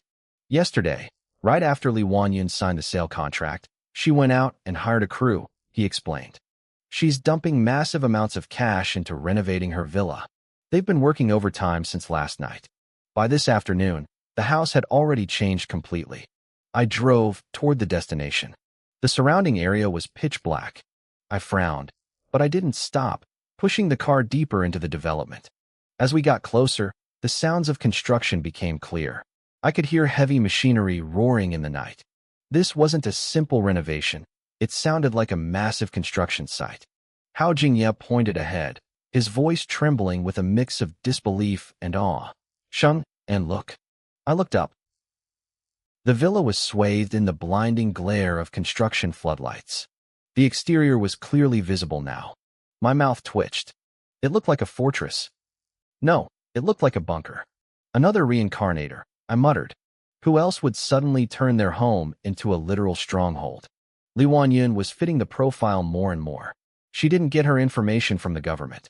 I'm certain of that. Hao Jingye nodded in total agreement. Anyone getting leaks from the state would be smart enough to stay low. Nobody would be this blatant. Building a fortress in broad daylight was the move of someone used to a world where the government no longer existed. It was the move of someone who didn't care about the rules anymore. I tapped my fingers on the steering wheel, matching the rhythm of the jackhammers in the distance. This villa complex was still under development. Aside from the workers, the place was a ghost town. A stray calico cat poked its head out from a bush and strolled casually across the road in front of my car. I closed my eyes for a moment, letting my face sink into the shadows. The construction lights flickered through the window, painting my skin in jagged lines of light and dark. I've seen the blueprints for this area, I said, my voice sounding raspy. This was designated as a potential site for a national core shelter. This was a brand new complex on the outskirts of the capital. The prices were astronomical, so very few units had been sold. They hadn't even started marketing it heavily yet, let alone handing over keys. That's why it was so dark when we drove in. The front was all villas, but the back was filled with high-rise apartments. It was a massive plot of land with solid foundations and deep underground garages. In our secret plans, this basement was the perfect spot for a shelter. With a little reinforcement, it would be a flawless survival hub. Hao Jingye took a deep breath. So she knew. We both went silent. The government had used supercomputers and expert predictions to guess that this specific spot might be a safe zone during the apocalypse. Even then, we weren't 100% sure. But Li Wanyan had chosen it precisely. She had moved in before the project was even finished and started building. She had lived through the end of the world. She knew for a fact that this was a safe zone. Another one, Hao Jingye whispered. And another one from the future. If this keeps up, the timeline is going to be full of holes. First Jiang Yu, now Li Wanyan. Both were here in the capital. There had to be others in other cities. It was getting crowded. Yeah, I replied. Too crowded. Usually, I didn't feel much when dealing with anomalies or people with powers. My only thought was how to make them useful to the state. But the reason behind so many people coming back, that was a puzzle I couldn't solve yet. I felt a sudden craving for a cigarette. I pulled one out and tucked it between my lips. With a flick of my wrist, a lighter appeared. I struck it. A small flame danced in front of my face. I paused. Then, I blew it out and slowly lowered my hand. Shengyan, Hao Jingye looked at me, confused. She usually looked so cool when she smoked, bold and beautiful. He was surprised I had stopped. I put the cigarette back in the pack and tossed the whole thing to him. I'm done with these. Just now, I had thought of Qilin Wu. We had found out about the end of the world at the same time. That night, we stayed on the phone for half an hour. Neither of us spoke. We were both strong, but facing the total destruction of the country we protected, it wasn't something you could handle calmly. Finally, Qilin Wu had said, Shengyan, quit smoking. It'll be hard to find a light when the world ends. I had laughed back then. You think I can't find cigarettes in an apocalypse? Or are you saying you're too incompetent to get them for me? He had laughed too. With those few words, we both accepted the reality. Before hanging up, I told him I'd quit. I've always been a bit of a rebel. When I was on missions, I never cared if I lived or died. But now that the world was actually trying to wipe us out, my stubbornness kicked in. I didn't want to die anymore. Hao Jingye caught the pack, looking stunned. He tucked it away carefully. He knew that if I said I was quitting, I meant it. Any other news? I asked. Nothing major, he said, then remembered something. Wait. Li Wanyan bought a plane ticket for tomorrow. She's flying from the capital to the northeast, the big grain-producing provinces. Then the next night, she's flying to the grasslands. She's also been looking at flights to the southwest and the coastal cities. I arched an eyebrow. She's going on a shopping spree. I mean, she does have 5 billion yuan, Hao Jingye noted. I chuckled. She's dreaming. Hao Jingye blinked, then it clicked. He started laughing too. Right. She's definitely dreaming if she thinks she's keeping all that. Where is she staying? A hotel. Her family mansion is currently up for sale. I flexed my fingers and started the engine. Let's go. Let's check out that mansion she's selling. To see what's left inside? I nodded. Hao Jingye understood immediately. Li Wanyan was selling her parents' house. It was full of their memories and belongings. If she had a spatial storage ability, she would have sucked everything into it. Someone with this space wouldn't bother hiring movers or leaving things behind. It would be a waste of time. And if she was as thorough as her fortress villa suggested, she wouldn't leave clues. Are we not arresting her yet? Hao Jingye asked. Let's see her cards first. I smiled thinly. If she really has a space that can hold 5 billion worth of supplies, I have very special plans for her. Hao Jingye saw my smile and visibly shivered. Send a message to old Li, I added. Tell him we can finalize the site for the core shelter. A reincarnator just confirmed the location for us, didn't she? Meanwhile, Li Wanyan was practically laughing out loud. She had started with 50 billion. Her uncle, Li Jianli, had transferred the cash to her today. That old hag of a grandmother had called her immediately, screaming threats and telling her to sign the papers and get out. Li Wanyan hadn't hesitated for a second. She signed right then and there. It was hilarious. In 21 days, stocks and companies would be nothing but smoke and bubbles. Why would she fight to keep them? It was meaningless. Money was only good for one thing now, buying a chance to survive. Li Wanyan clutched her bank cards and collapsed onto the bed, laughing hysterically. She couldn't wait. In 21 days, she wanted to see the looks on her relatives' faces when they realized what they had lost. They had ruined her in her past life. In this life, it was her turn to ruin them. Slowly, the laughter died down. Her eyes turned cold, filled with a deep, chilling hatred. I watched her through the surveillance feed as she touched a faint scar on her forehead. She was a reincarnator. 3 days ago, while fighting with her uncle Li Jianli's family over her parents' company, her cousin Li Qiansheng had shoved her. She hit her head on a doorframe. That blow had awakened the memories of the Li Wanyun from 2 years into the future. In her previous life, that same injury had only made her more stubborn. She had spent the final days before the apocalypse fighting a legal battle for the company. When the meteorites hit, everything turned to smoke. She entered the wasteland with nothing. Her uncle's family should have suffered too, but fate was cruel. Li Qiansheng awakened a water-based ability. That changed everything. The Li family blamed Wanyun. They thought her greed for the company had distracted them from noticing the signs of the coming end. It was a joke. It was her parents' company, yet they hunted her down like an animal. They used their status as evolved humans to steal her food and beat her. She barely survived and fled to another city. 6 months into the apocalypse, she finally awakened her own power, space. A spatial storage ability was rare and precious. She suffered, she bled, but by the 2nd year, she finally lived like a human being again. That was when her wretched relatives reappeared. Her grandmother demanded she support them. Her uncle and cousin tried to leech off her resources. Li Wanyun's breathing grew ragged as she remembered. Back then, she had been too soft. She only crippled Li Qiansheng instead of killing him. In return, Li Jianli spread rumors that she was hoarding massive supplies. He led a group of powerful ability users to ambush her. She died a miserable death in the 2nd year of the darkness. But she was back. And this time, things were different. She thought about her space and started crying tears of joy. In her past life, her space had grown slowly, reaching the size of a football field by the time she died. Now, even though her ability was still at the primary level, her space was massive. It was at least 10 times larger than before. 10 football fields. I'll be the richest person in the world, she whispered. I'll trample the heroes and kick the villains. This is how a chosen one should live. While she was busy dreaming of her empire, Shengyin and Hao Jingye were standing inside the mansion she had just sold. The place was bone dry. Not a single chair or curtain remained. Shengyin looked at the empty floorboards. Xiaohao, how big does a space have to be for someone with $5 billion to bother packing up old furniture? Hao Jingye swallowed hard. Li Wanyun hadn't just taken the valuables. She had cleared the entire villa. With $5 billion in cash, she could buy anything, yet she wasted space on her parents' old belongings. It's big, Hao Jingye muttered. It's really, really big.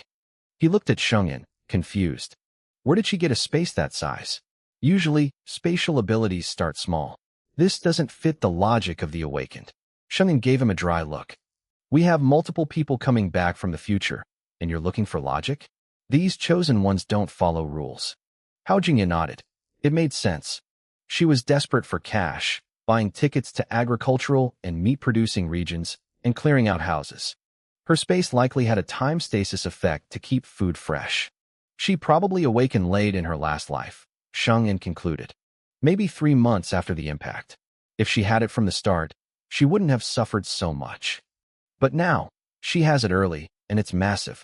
You said you had plans for her? Hao Jingye asked. Shengyin smiled. It wasn't a kind smile. Very good plans. Let's go. Once we confirm her status tomorrow, we execute. Back at the Doomsday Special Service headquarters, I, Jiang Yu, was living through a different kind of hell. I swore my final year of high school wasn't this brutal. A group of world-class scientists and academicians were hovering over me like chanting monks. Good heavens!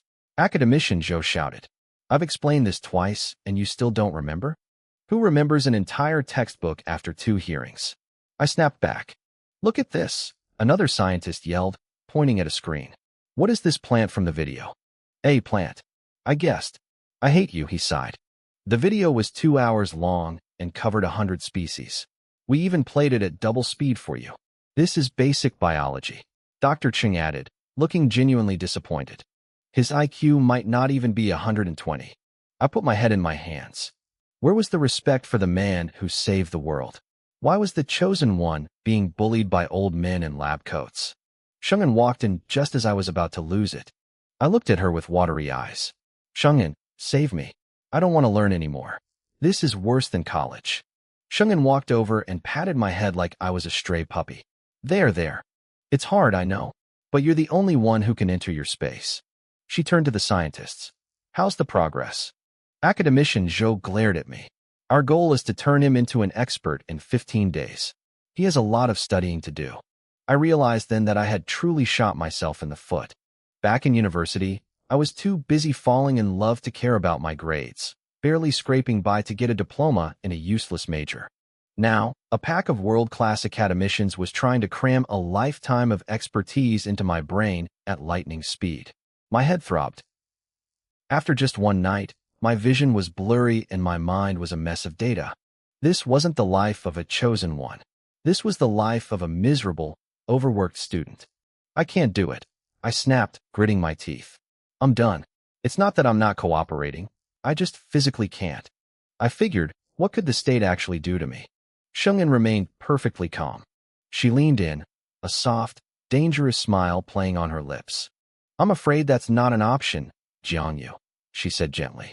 My eyes widened. Why not? Is the government going to force me to do something against my will? Of course not, Shungin replied, her smile never wavering. But the state might decide not to hand you Litian and Chun Jiaojiao over to you. After all, they are citizens. We might just keep them safe during the apocalypse. If they work hard enough, we'll make sure they're fed, clothed, and comfortable. I exploded. No, absolutely not. Every word she said was like a knife to my chest. I clenched my fists, my knuckles turning white.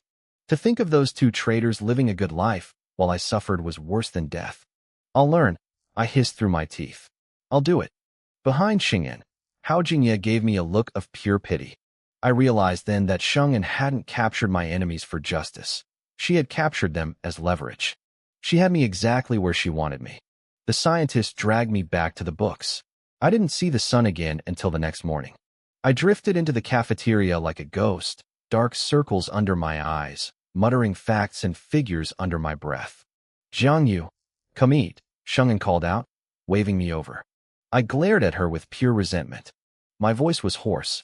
Did you sleep well? I did, she said. What's wrong with your voice? Reciting, I croaked. I didn't sleep. They gave me 2.5 hours of rest and played audio recordings of lectures next to my pillow the whole time. They said I shouldn't waste learning time just because I'm unconscious. Shungin patted my hand. Be good. You have to suffer a little.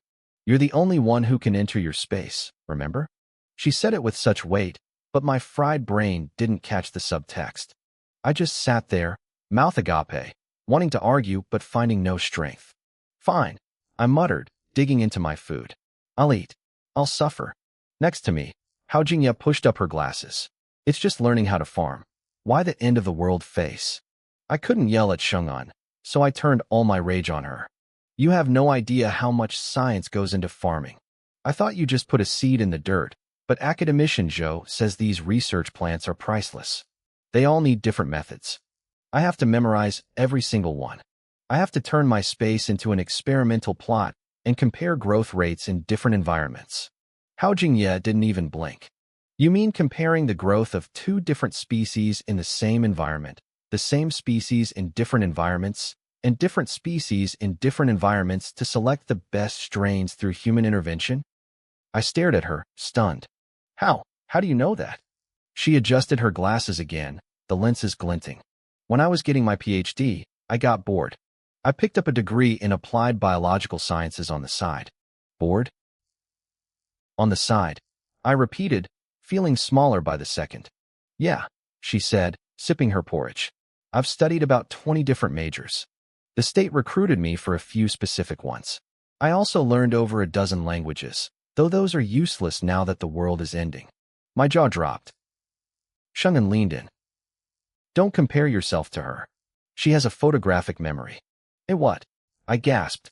Those people actually exist? How else do you think I became Shung'an's assistant? Hao Jingye rolled her eyes.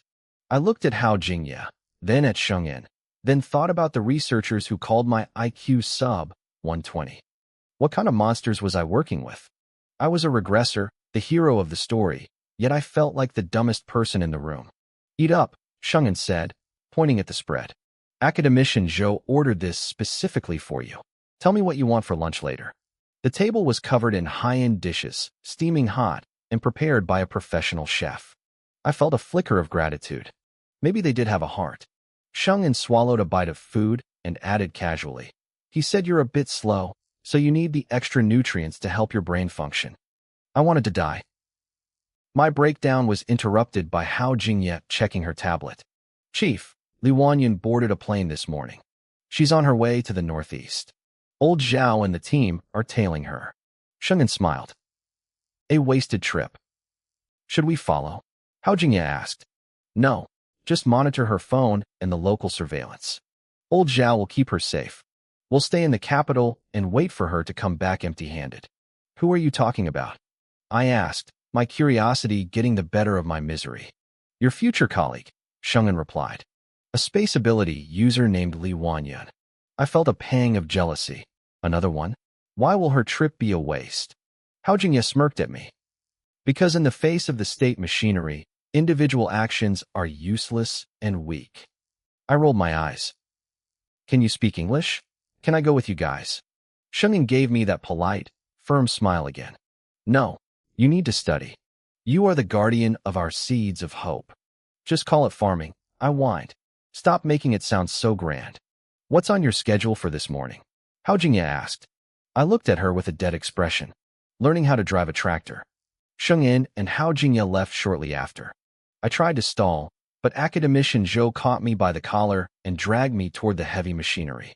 The headquarters was buzzing with activity, yet I hadn't seen a single member of the elite combat teams or Lin Yuan squad. Everyone was busy. I realized then that while the special service seemed small, its reach was infinite. I was just one cog in a massive machine that now included the entire National Agricultural Research System. And right now, that machine needed me to drive a tractor. I was part of their world now, but I was still just a small piece of a massive engine. Beyond the special service, they had the entire national military at their disposal and a surveillance network that missed nothing. I sat on the tractor, bouncing as it rattled over the dirt. Hey, where did Team A go? I asked, looking around. And Captain Lin? I haven't seen a single one of them. Academician Zhou sat beside me, his face a mask of stone. Focus on your driving, Jiangyu. Professor Zhou, don't be so serious. I joked, trying to lighten the mood. It's just a tractor. How hard can it be? I got a bit too cocky. I jerked the steering wheel to show off, and a second later, the tractor slid right into a ditch with a heavy thud. Jiangyu, Zhou roared. The air was suddenly filled with the sounds of people shouting instructions and scolding me like I was a child. It was like being lectured by 100 monks at once. While I was busy crashing farm equipment, the clock was ticking. There were only 20 days left until the end of the world. Shungin and Hao Jingye were buried in work, managing 1,000 moving parts while keeping a close eye on Li Wanyan. My situation was stable, but hers was just beginning. Li Wanyan had just stepped off a plane, heading straight for the heart of the country's grain production. She didn't want to draw attention, so she rented a large truck herself. She thought she was being clever, but the state was already 10 steps ahead. The truck she rented was bugged with cameras and GPS trackers. On the monitor's back at headquarters, Li Wanyan looked ecstatic. She was very different from me. I liked to think I was easygoing, but even though her name sounded gentle, she was arrogant. There was a cold, violent edge to her eyes, the look of someone who had seen a lot of blood in her past life. Shungin looked away from the screen. How's the screening going? Hao Jingye pushed up her glasses. Yesterday, we flagged over 200 posts about doomsday warnings. The information department ran 2 rounds of deep background checks overnight. After filtering out the noise, we have 9 suspects left. 9 isn't many, Shungin noted. The department is being thorough, Hao Jingye explained. If they can't 100% rule someone out, they send the file to us. Usually, most of them turn out to be nothing. But 2 posts stand out. Shungin leaned in. What's the first one? A post from an internet cafe in the Dong'an district. It predicted the apocalypse exactly 21 days out. With all the meteorite news lately, plenty of people are guessing, but this person was too specific. They're a high-level suspect. And the second? Hao Jingye's expression turned weird. The second one is strange.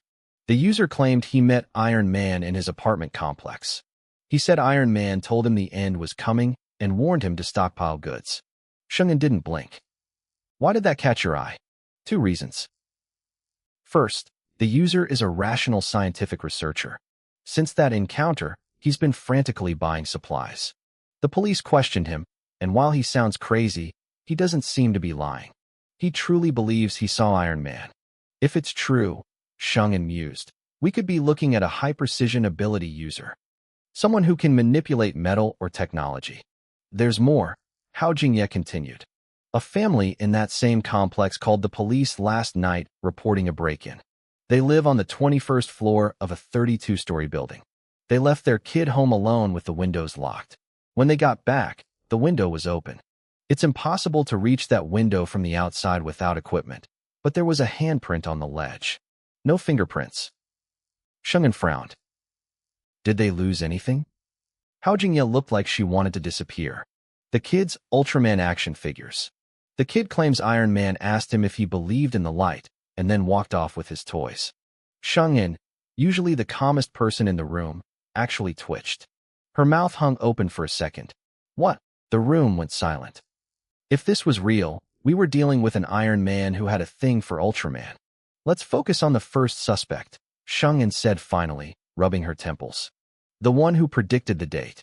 I'm not ready for the believer in light just yet. Hao Jingye checked her phone. Her face fell. Too late. Team Leader Chiu already grabbed the first suspect. The Iron Man is the only one left for us to investigate. Sheng'en just stared into space, speechless. Meanwhile, thousands of miles away in the northeast, Li Wanyan had finally reached her destination. She needed a massive amount of food, and she knew better than to buy from wholesalers or online shops where prices were high and records were easy to track. She went straight to the source, the massive private farms. What do you mean you have no grain? She shouted, her voice cracking with disbelief. No rice? No flour? No corn? Nothing. The farm owner picked his ear, looking bored. None. It's all been bought up. By who? She demanded, stepping forward. The state, the owner said, waving her off. The silos are empty. Been empty for days. Li Wanyan felt a chill run down her spine. Where else can I buy in bulk? If you want a bag or two, go to the supermarket, the man laughed. If you want what you're asking for? Nowhere. Every major stock in the country has been moved. Li Wanyan didn't give up. She drove to private farms, state-owned cooperatives, and even small villages. The answer was always the same. The Bureau of Grain had seized everything for national redistribution. She grit her teeth. If she couldn't get grain, she'd get meat. She abandoned the truck and hopped on a plane to the major livestock regions. But when she tried to place an order at a slaughterhouse, the manager just stared at her like she was insane. You want to buy over a ton of meat? The manager asked. You're going to need a stamped permit from the Bureau of Industry and Commerce for that, lady. The ranch owner leaned back, a cigarette dangling from his lip. He nodded slowly. Yeah, that's the new policy. You need a permit for an order this size. I felt a wave of confusion wash over me. What are the requirements for a permit? Depends on what you're buying it for, he said, sounding like it was the most obvious thing in the world. Normal people don't need this much meat. If you're in business, just bring your business license and your previous transaction records to the Bureau of Industry and Commerce. They'll approve it. My heart sank. I didn't have any of that. I took a deep breath, trying to stay calm. The permit is for anything over a ton, right? What if I just buy 900 kilograms? The owner squinted at me, his eyes turning into thin slits. What do you need all this meat for anyway? That's not your concern, I snapped. I'll pay market price. No, I'll pay 20% extra for the 900 kilograms. Just help me get in touch with other ranches so I can buy the same amount from them. Little girl, the owner interrupted, his voice cold. Don't waste your breath. All the meat here has already been allocated. Anything extra was bought up days ago, and the rest is already under contract. Even with your extra 20%, it's not worth the penalty I'd pay for breaking my existing deals. He wasn't an idiot. He wasn't going to risk his business for a small-time bonus. My breathing grew shallow and frantic. My perfect plan to stockpile supplies was falling apart before it even started. I didn't give up, though. If the big ranches were a dead end, I'd try the small ones. But everywhere I went, the answer was the same. The meat? Already reserved. Next month's production? Already spoken for. I was losing my mind. Who the hell was buying everything so thoroughly? It was like they were trying to choke the life out of any survivors before the world even ended. I spent the entire day running until my legs felt like lead. By sunset, I had only managed to secure about 2 million yuan worth of random supplies. I stood on the street corner, feeling completely lost. This wasn't how it was supposed to go. At this rate, I wouldn't even be able to spend a fraction of my 50 billion yuan before the apocalypse hit. To make matters worse, buying in bulk was impossible without those damn permits. I could go to supermarkets and buy individual items, but I'd never get the volume I needed that way. Why was the state suddenly controlling grain, oil, and meat? Did they know something? Damn it, I cursed under my breath. I have 50 billion yuan. How can I not spend it? I paced in circles. It didn't matter why the government was doing this. My priority was to stockpile, no matter what. If I couldn't get what I needed here, I had to look elsewhere. I looked up, a sudden spark of realization hitting me. My eyes must have been glowing in the dark. If I couldn't buy it domestically, I'd go abroad. The government controlled the supply here, but overseas was different. There were private farmers and black markets where you could buy anything if the price was right. I was already planning to go abroad for weapons anyway. Now, I'd just add food and meat to the shopping list. A smirk returned to my face. I knew it. A second chance at life wasn't going to be wasted over a little red tape. I felt that old sense of superiority rising again. Nothing could stop me. Across the city, in a secure monitoring room, Sheng'an removed her headset and looked at Hao Jingye. Her voice was calm and chilling. The fish has taken the bait. Arrange her departure. Get her out of the country as soon as possible. Once Sheng'an had confirmed that my spatial storage was massive, her plan had shifted. She wanted me out of the country. Hao Jingye blinked, then it clicked. Sheng, you want her to buy supplies for us overseas? He took a sharp breath. That makes sense. With only 21 days left, the state's massive purchasing power is hard to hide. Other countries are already getting suspicious. If she uses her space to bring things back, we can bypass the scrutiny. Sheng'an shook her head, a mysterious smile playing on her lips. That's only one part of it. There's more. Hao Jingye asked, bewildered. You forgot what team leader Lin is doing, she said. Hao Jingye froze for a second, his pupils dilating in shock. Before he could respond, Sheng'an was already dialing a number. Sheng, why are you calling now? A voice crackled on the other end. It was Wan Yuan, the communications officer for Lin's team. He sounded out of breath, his voice hushed. What's wrong? Sheng'an frowned.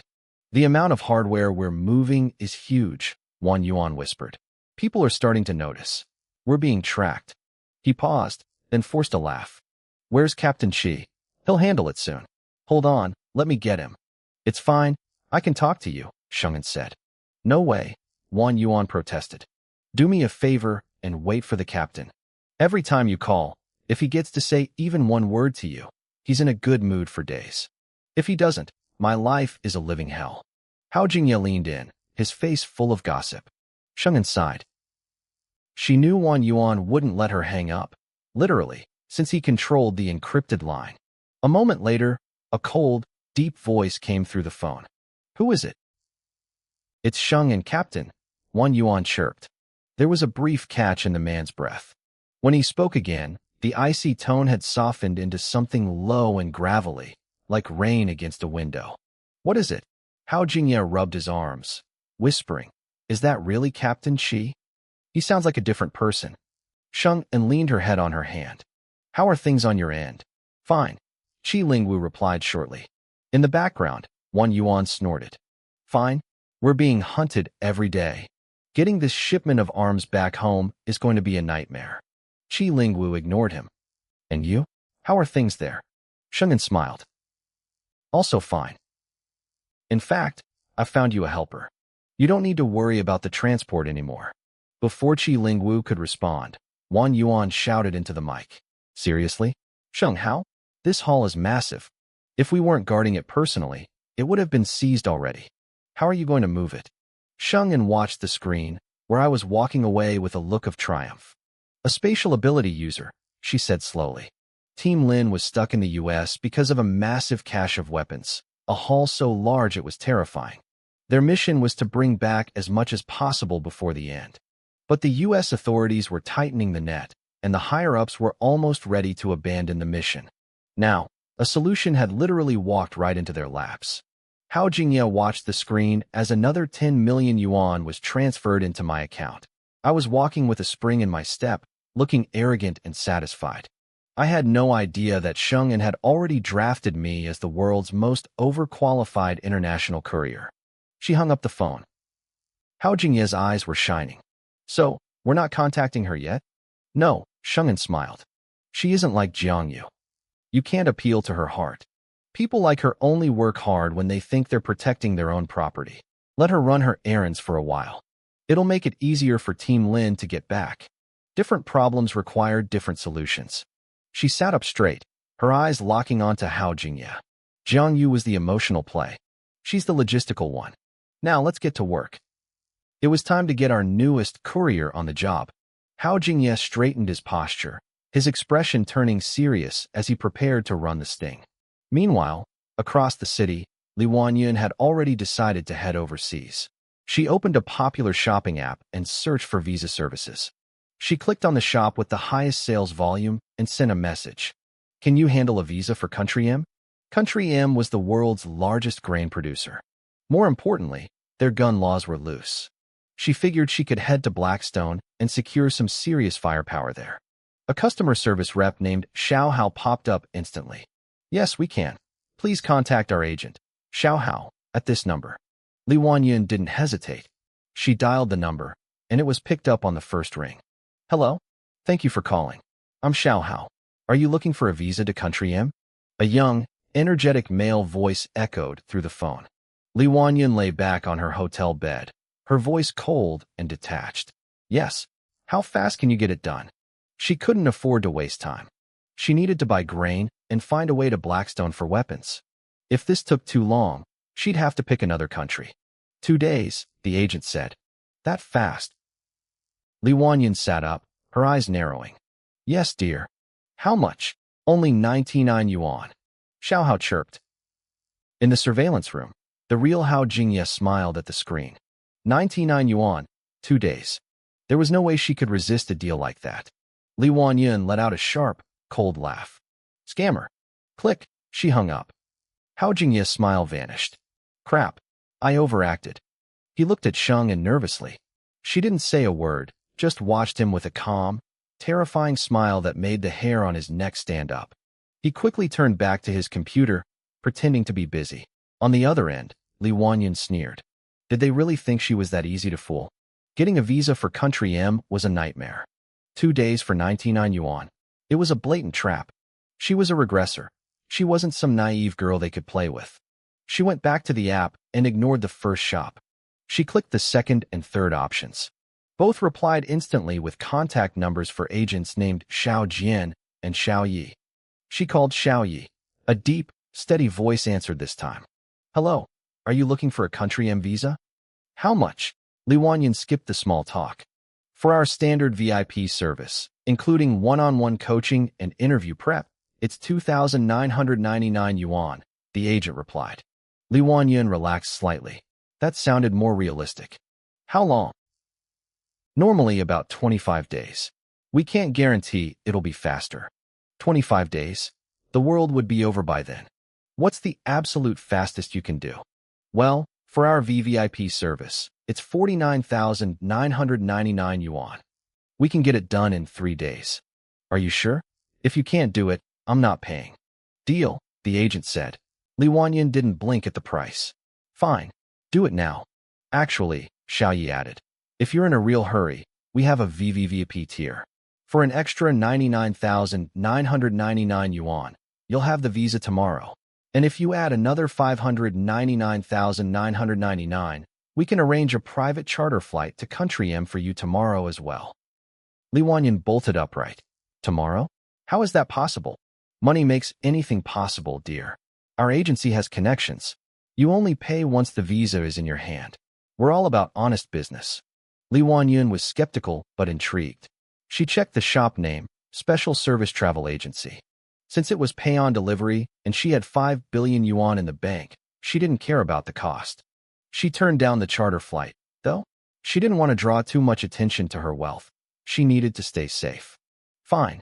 Add the 99,999. I want that visa tomorrow. Perfect. I'll add you on WeChat and send over the document list. We handle everything. Domestic, international, even large-scale loans. Li Wanyan paused. Large-scale loans. Yes, dear. Very reliable. Is it legit? Straight through the banks. Don't you worry. Li Wanyan felt a spark of interest. She'd wait to see if they actually delivered the visa tomorrow. If they did, she'd look into the loans.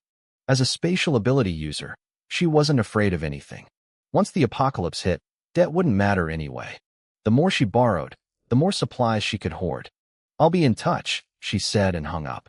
In the command center, Hao Jingye turned to Sheng'an. Mission accomplished, Sister Sheng. He closed the app, shaking his head. She's cautious. Much harder to play than Jiangyu. Sheng'an didn't look up from her files. She's smart, but not smart enough. She sent a message to Wang Yuan. Asterisk it's done. She'll look for an agent when she lands. You handle it. Asterisk. Wang Yuan replied instantly. Asterisk copy that. Thanks, sis. Asterisk. Hao Jingye rubbed his chin. She hasn't asked about the loans yet, but she will tomorrow once she sees the visa. How much should we give her? Since she was essentially becoming a state-sponsored international courier, buying grain for the country's future, the amount didn't really matter. Sheng'an thought for a moment. Don't give her too much, or she'll get suspicious. Let's start with 5 billion.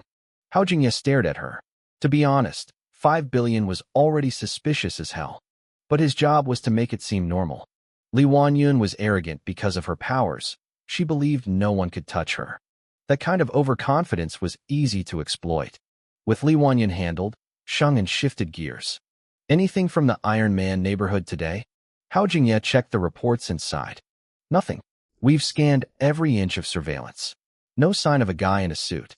All we have are the 2 witnesses and those handprints on the outside of the window. Sheng'an stood up. Let's go. I want to meet these witnesses. I want to know more about this Iron Man who believes in the light. We arrived at the Huayu apartment complex late that night. The police had already secured the area. Sheng'an and Hao Jingye stepped into the room while the local officers stayed outside. The witness was a researcher named Song Lingwei. He looked exhausted but frantic. Before Sheng'an could even ask a question, he burst out. Is it true? Is the end of the world coming? The police don't believe me, but you're from higher up, aren't you? Sheng'an remained expressionless. You seem very certain about this Iron Man you saw. Song Lingwei laughed nervously. You keep coming back to check my story because something is wrong, isn't it? If everything was normal, my post wouldn't have caught your attention. He was sharp, he was lucid, he wasn't crazy, and he wasn't lying. He knew exactly what he had seen. Sheng'an placed the transcript on the table and looked up. She suddenly asked Song Lingwei what kind of research he did. The question caught him off guard. He hesitated for a moment before answering honestly that he worked in physics. Sheng'an nodded slowly. She told him that as a man of science, she was curious about how an Iron Man managed to make him believe in such a thing. She leaned forward, her eyes locking onto his. Song Lingwei didn't flinch. He pointed to his own eyes and said that the man's existence was already unscientific, but he had seen it with his own eyes. Sheng'an didn't agree or disagree. She leaned back into the sofa, a faint smile playing on her lips.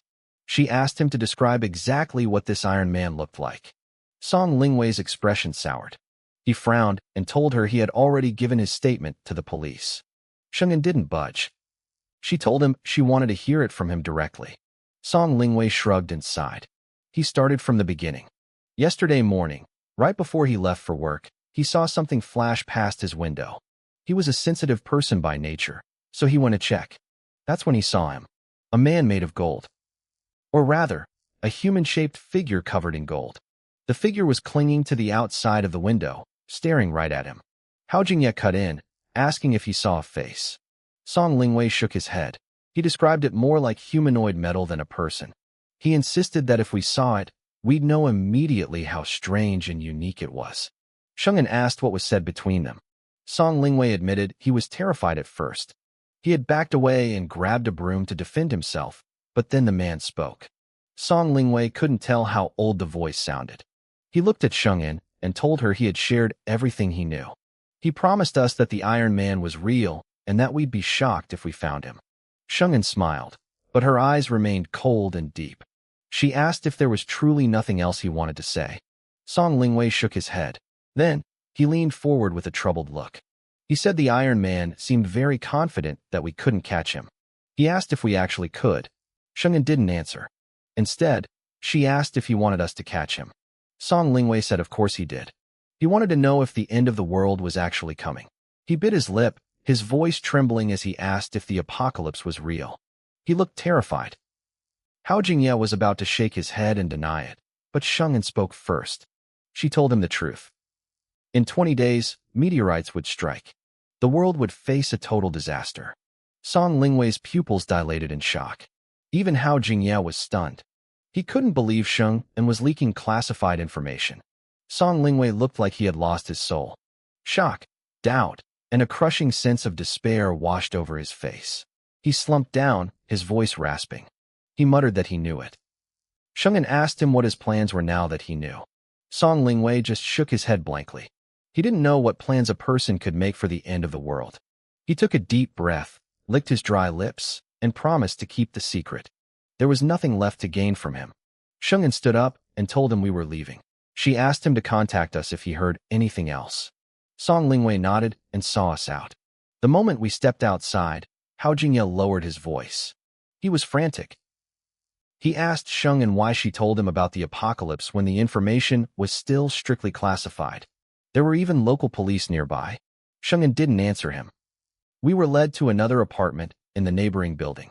Hao Jingye confirmed this was where the second sighting happened, which gave the Iron Man story some credibility. This witness was just a child. Sheng-en knelt down and asked the little boy what the Iron Man looked like. The kid pouted. He said the man was nothing like the ones on TV and that he was very mean. When Sheng-en asked why, the boy nearly burst into tears. He cried out that the man had stolen his Ultraman toy. Sheng-en reached into a bag and pulled out a high-quality Ultraman figure. She smiled and offered it to him. The boy's eyes lit up instantly. He grabbed the toy and thanked her. Sheng-en patted his head, her voice getting even softer.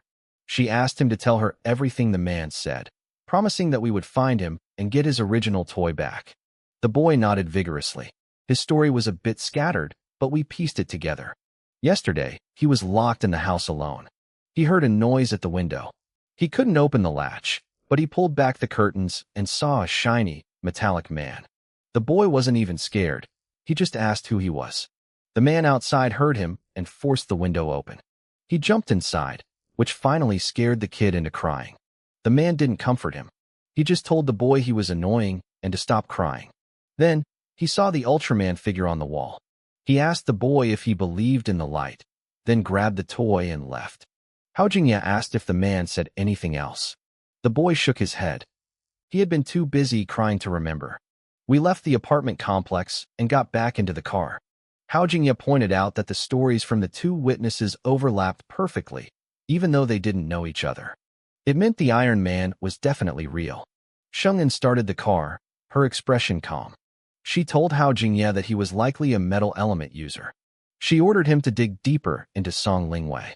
She wanted to know everything about his environment, his family, his relatives, and everyone he had contacted in the last 3 days.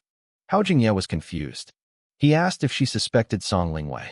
He pointed out that the researcher's story never changed, and he didn't seem to be lying. Sheng-en smiled. She told him that Song Lingwei wasn't lying, but he was definitely hiding something. Hao Jingye guessed that maybe Song Lingwei himself was the metal user. Sheng-en laughed and told him he was thinking too far. She looked at the road ahead, a glint of interest in her eyes. She said Song Lingwei wasn't the one, but she bet he knew exactly who the metal user was. Hao Jingye's breath hitched. He asked why we didn't just stay and pressure him to talk. Sheng-en shook her head. She explained that Song Lingwei was too smart. He didn't tell a single lie because he knew we were experts at spotting them. Instead, he chose to hide the truth by omitting parts of the story. He gave us a perfect, logical narrative that left out the most important details. Pushing a man like that would only ruin the chance of a cooperative relationship. Shungen wasn't in a hurry. She had other ways to get the truth, and she knew pushing Song Lingwei wasn't the best move. Hao Jingye didn't press the issue, but I could see the confusion in his eyes. He looked at Sheng and with a mix of awe and curiosity. He considered himself a genius, yet he hadn't sensed a thing back there, while Sheng had seen right through the act. He asked her how she did it. She just gave him a faint smile and said it was intuition. Hao Jingye sighed, knowing that was something he couldn't just learn from a textbook. 19 days remained on the countdown. It was time for the state to make its move. Hao Jingye met with Li Wanyin to hand over her visa. She was stunned by how fast it had been processed. She asked if there was even an interview. Hao Jingye just gave her a meaningful smirk. He told her we had high-level connections. Otherwise, we wouldn't have dared to charge her 150,000 for a simple visa. Li Wanyin was still skeptical, so Hao Jingye pulled out a contract. He played the part of a professional agent perfectly. He told her that since she was willing to pay such a high price, she clearly had the means, and we weren't worried about her skipping out on the fee. He offered her a deal. She could pay after she arrived in the U.S. The contract was simple and transparent with no hidden traps. It stated that if she couldn't clear customs, she didn't owe a cent. The only catch was that she had to buy her ticket within the next 2 weeks. Li Wanyin read it over several times. To her, this felt like a pay-on-delivery guarantee. It made us look reliable. She signed her name, looking satisfied with the service. As Hao Jingye tucked the contract away, he casually asked if she needed anything else. Li Wanyin leaned in, her voice dropping to a whisper. She asked if we could exchange currency for her. Hao Jingye didn't miss a beat. This was exactly what we had planned for. When she hesitated and asked if we could handle a huge amount, Hao Jingye told her that as long as the commission was right, we could handle anything, even 5 billion. He saw her flinch. He intentionally gasped, his voice rising in shock. 5 billion. Li Wanyin kept her cool behind her sunglasses. She confirmed the amount and said she needed it done fast. Hao Jingye acted like he was struggling with the decision, gritting his teeth before finally agreeing. He warned her the commission would be steep and the exchange rate would be lower than the official one. Li Wanyin actually felt relieved when she heard that. If we had offered a perfect rate, she would have suspected a trap. This black market vibe convinced her we were the real deal. She wasn't afraid of shady channels. She was a woman planning to buy illegal weapons abroad. To her, our special connections were exactly what she needed to move that kind of money without government interference. Hao Jingye took her straight to a major bank. In just 3 hours, 5 billion, minus our hefty fee, was converted and sitting in her account. It was impossibly fast. Li Wanyin was dazed. She asked him who our travel agency really worked for. Hao Jingye just smiled and told her his boss had people up top. She was ecstatic. Seeing the numbers in her account gave her a surge of confidence. She leaned in again, asking about a loan. She wanted to know how much we could get her, promising the commission wouldn't be an issue. Hao Jingye matched her low tone. He told her we could lend her as much as she already had, though the term would be short. Li Wanyin almost laughed out loud. The world was ending in 19 days. Who cared about a short-term loan? She wouldn't have to pay back a dime. She asked for another 5 billion, claiming she couldn't use her current cash as collateral. Hao Jingye didn't blink.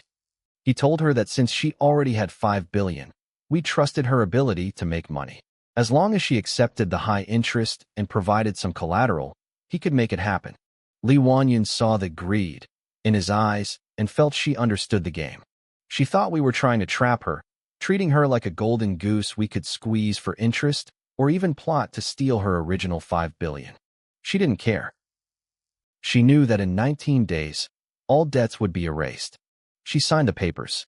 Within another 3 hours, she had mortgaged her villa, the one she had turned into a literal fortress. It wasn't worth anywhere near 2 billion, let alone 5, but we approved it anyway. To her, it was a steal. She figured she'd have the money and keep the house once the apocalypse hit. She looked at her massive balance and whispered that we were truly capable. Hao Jingye just smiled and told her we only provided this level of VVP service to premium clients. Li Wanyin was convinced she was the protagonist of this world. Her plan to buy grain had failed, but now she had 10 billion in her pocket. She felt like fate was finally on her side. She didn't want to give us any time to change our minds or let anything go wrong with the money. She booked the earliest flight to the U.S. to start her shopping spree for supplies and weapons. Hao Jingye drove her to the airport. She boarded the plane with nothing but a small bag, looking effortlessly cool.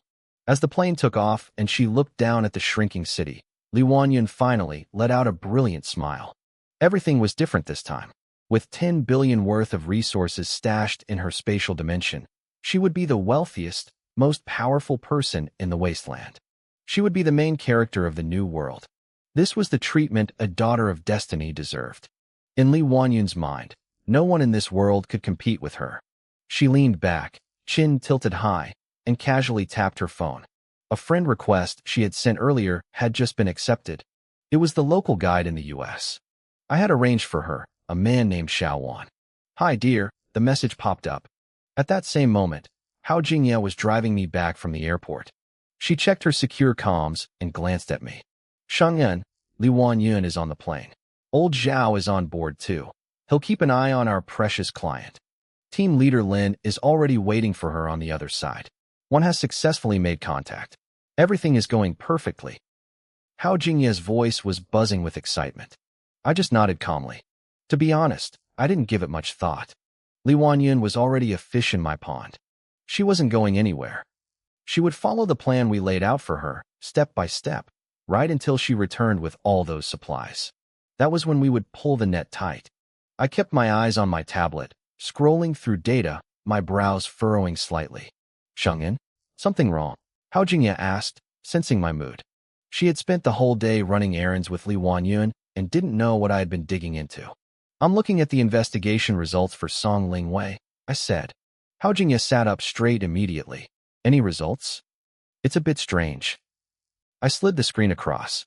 Yesterday, I had ordered a full deep dive into Song Lingwei's life, her environment, her family, her relatives, and every single person she had contacted in the last 3 days. It was a massive web of information, but I had spent the day untangling it. On paper, Song Lingwei was perfect. Her parents were retired university professors who had been rehired for their expertise. Her sister and brother-in-law were successful in business. She herself was a graduate from the country's top university, working in physics research. The whole family lived in the capital, all busy with their respective careers. She also had a 16-year-old nephew, Li Xian, a high school sophomore. The investigation showed a family of high achievers with good reputations. Song Lingwei was described as brilliant and highly praised by everyone she had ever worked with. There wasn't a single blemish on her record. Since she posted that doomsday warning online, she hadn't gone to work. She took leave to stay home. In 3 days, she only saw her family. We monitored her calls, nothing unusual. We listed every person she brushed past: delivery drivers, couriers, supermarket clerks. Everything was normal. In fact, she was so normal it was suspicious. "That sounds fine to me," Hao Jingye said, puzzled. "What's the problem?" "What kind of person do you think Song Lingwei is?" I asked. Hao Jingye didn't hesitate. "A smart person. A good person. Smart because of her background, and good because she tried to warn the world about the apocalypse." I smiled. "Let's work backward. If my intuition is right, and she's a problem, the fact that we can't find a single flaw means she's even smarter than we thought. But why would someone that smart post a warning that does almost nothing except attract our attention?" I narrowed my eyes. "It's a contradiction." Hao Jingye realized it too. "You're right. If she were just a smart researcher who saw something like Iron Man, she would have gone to the authorities immediately to report a potential national security threat. Posting on a forum is beneath her." "Exactly," I said. "So what is her goal? What is she hiding? If she isn't the Iron Man, who is?" I paused for effect. "The investigation continued today. Do you know what changed?" Hao Jingye shook her head, her eyes wide. "Before today, her parents, her sister, and her nephew were all going to work and school as usual," I said, my eyes curving into crescents. "But today, every single one of them took leave to stay home." Hao Jingye's brain started working fast. "So, she only confirmed the apocalypse was real last night. Then that post. The post was bait," I whispered. "The Iron Man who believes in light is someone close to her. She's protecting them. She used that post to fish for the government. She needed to see if we would react, to confirm the end was coming, and to establish a line of communication with us. Hao Jingye let out a long breath. Song Lingwei was clever, but she had the misfortune of running into me. I saw the look Hao Jingye gave me, a mix of awe and fear. She finally understood why the higher-ups put me in charge of the Doomsday Special Service. I didn't even have an ability yet, and I was already outmaneuvering the anomalies. Meanwhile, at the Song family home, the atmosphere was heavy. It had taken the whole day for the family to accept the news. Song Lingwei's father looked like he had aged 10 years. "Why did you have to post that?" her sister, Song Lingling, asked. "What if the state?" "I had to know if the apocalypse was real," Song Lingwei explained tiredly. "If the state hadn't been paying attention, that post would have been buried. But they showed up at my door instantly. That told me they aren't just watching the internet. They're looking for people with special abilities." "Will they notice Li Xin?" the sister asked nervously. Song Lingwei shook her head. "There are no holes in our story. I revealed the existence of an ability without exposing Li Xin himself." Back in the car, I pointed at a name on my tablet. Li Xin. The nephew. I wasn't guessing. I was certain. In the Song house, Li Xion's father, Li Hua, spoke up. "If the world is ending, being a special person is better than being ordinary. Maybe we shouldn't hide him forever. That's why I wrote the post the way I did," Song Lingwei said, looking toward a closed bedroom door. "I want to negotiate with the state. I need to secure Li Xion's future before they find him. I need to test their attitude toward people with powers. We only have 19 days left." I tapped the steering wheel as I explained this to Hao Jingye. She thinks she can use her nephew's metal manipulation ability as a bargaining chip. She wants to negotiate terms for his protection. Hao Jingye pushed up her glasses. "Well, if it's just a negotiation, we can." "No," I interrupted. My voice was cold. "We aren't negotiating." Hao Jingye blinked, surprised. "This anomaly wants to negotiate. That anomaly wants to negotiate. I don't have the time for that," I said. "If they want to be in my department, they follow my rules. No deals. Just absolute obedience." I tapped the dashboard. "Drive. Let's go pick up our new recruit." I decided to head back to check on Jiang Yu's progress. Tomorrow, we had a mission to capture the Iron Man who believed in the light. When I used the word capture, Hao Jingye's eyes nearly popped out of her head. It was the first time I'd used such aggressive language. By the time we got back to the base, it was midnight. Jiang Yu finished her lessons shortly after we arrived. She drifted into the dormitory area like a ghost, her feet barely touching the floor. All the anomalies lived on the same floor in hotel-style suites. They weren't high-tech, but they were comfortable. Hao Jingye and I had moved into the same building to keep a close watch. "You guys are finally back," Jiang Yu muttered. Her face was blank, her eyes lifeless. Hao Jingye jumped, startled by her appearance. "What happened to you?" Jiang Yu gave a weak, haunting smile. "I learned." Hao Jingye looked conflicted. "Is it really that hard?" "It's just gaining knowledge." Jiang Yu turned her head away. She clearly didn't want to talk to a straight-A student like Hao Jingye. I waved her over. "Come here." Jiang Yu obeyed like a tired puppy. "How's the progress?" I asked. "Can you get the seeds transplanted before the apocalypse? Is the experimental field planned out?" Jiang Yu's voice was faint. "I don't know. We transplanted a batch today. Old Man Zhou and the others are still planning the layout. Once I'm better with the farm machinery, we'll start the formal planting." She scratched her greasy hair, looking like she was on the verge of a breakdown. "Sister Sheng, I can't take it. Farming is way too hard. I have to study and work the land. It's only been 2 days, and I'm exhausted." This wasn't the rebirth she had imagined. She started clutching her head, looking like she was about to lose her mind. Suddenly, a deep, resonant voice filled the room. "Comrade Jiang, the country sees your hard work. With great power comes great responsibility. Don't worry, the state will not mistreat you." Jiang Yu froze. "Who's that?" She looked around before realizing the sound was coming from the laptop on the coffee table in front of me. She leaned in to get a better look and ended up face-to-face with a group of elderly men on the screen. Her eyes widened. These were faces she had seen on the news her entire life. The top leaders of the country. It was her second time meeting them, but the first time had been a blur at her house.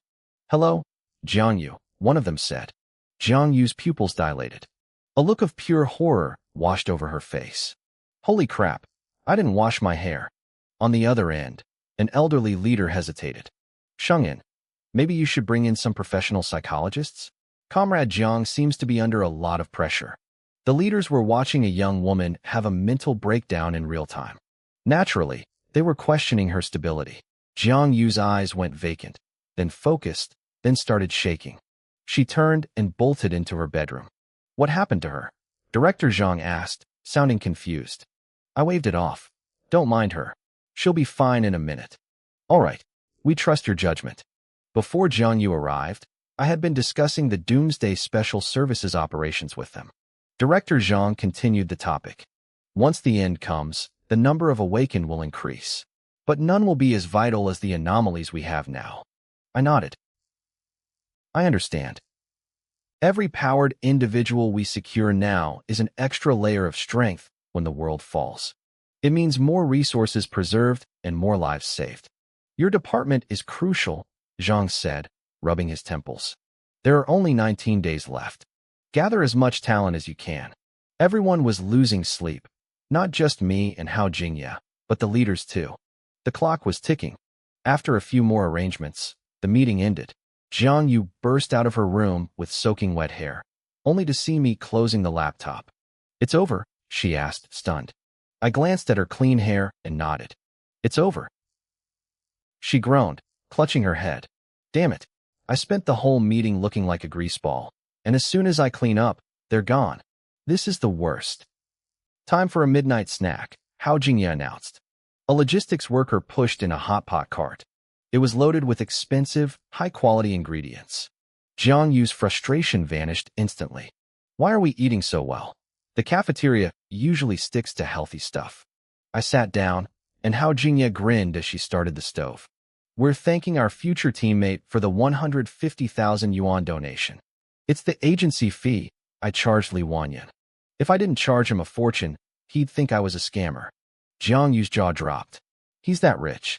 He has 5 billion, Hao Jingye replied, tossing beef into the pot. Plus the 5 billion the state gave him for procurement. 10 billion total. Jiang Yu dropped her chopsticks. The jealousy was visible on her face. Why does he get 5 billion? That's not fair.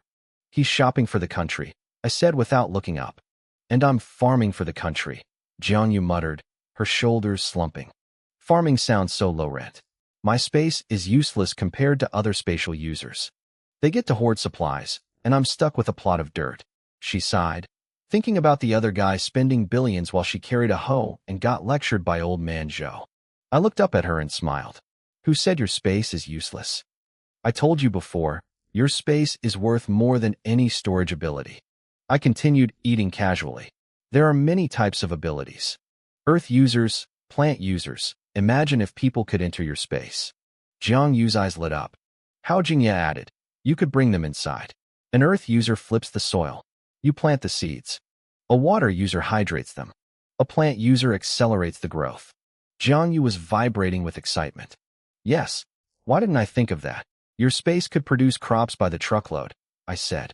It wouldn't just be an experimental field. It could feed a massive base. Jiang Yu was beaming now, her eyes bright with the vision of an invincible production line. I shared a knowing look with Hao Jingye. Then, I let out a long sigh. It's a shame, though. Your space can't take in other people. It's C. Jiang Yu started, then snapped her mouth shut. I looked at her expectantly. Jiang Yu gripped her chopsticks tight. She couldn't reveal her trump card. This was her secret, her golden ticket. If she told us, would we find a way to take the space from her? She had to hold it in. She had to keep the secret. What were you going to say? I asked, blinking innocently. Jiang Yu lowered her head and shoveled food into her mouth. I was just saying, it's a shame. It's too bad the earth and plant users can't go in. I smiled thinly. Yeah, such a shame. I guess you'll have to till that massive black soil, plant it, and harvest it all by yourself, bit by bit. Jiang Yu's hand began to shake. Her legs trembled. Tears started streaming down her face. Hao Jingye looked up, confused. Wait, why are you crying? Jiang Yu looked up at us, his eyes red and blurry with tears. He managed to choke out 2 words. Too spicy. Hao Jingye and I shared a look. Hao Jingye decided to stop pushing him for the moment. I stayed expressionless, curious to see how long he could hold out. We didn't have a plant-type user yet, so there was no immediate rush to force him into the space. That night, Jiang Yu cried while devouring an entire pot of spicy hot pot. He wasn't just eating his feelings. He knew that farming was backbreaking labor. If he was going to be the state's personal gardener, he needed the calories. The next morning, the countdown hit 18 days. I dragged Jiang Yu out of bed before sunrise. He had dark circles under his eyes and stumbled over his own feet. Hao Jingye looked at him, confused. Why do you look like you haven't slept? You had 6.5 hours. That's plenty. Jiang Yu stared at him, deadpan. Don't you guys play on your phones when you're in bed? Hao Jingye blinked. No. Jiang Yu instinctively turned to me. I gave him a faint, cold smile. I don't either. For people like us, phones were tools for work, not toys for entertainment.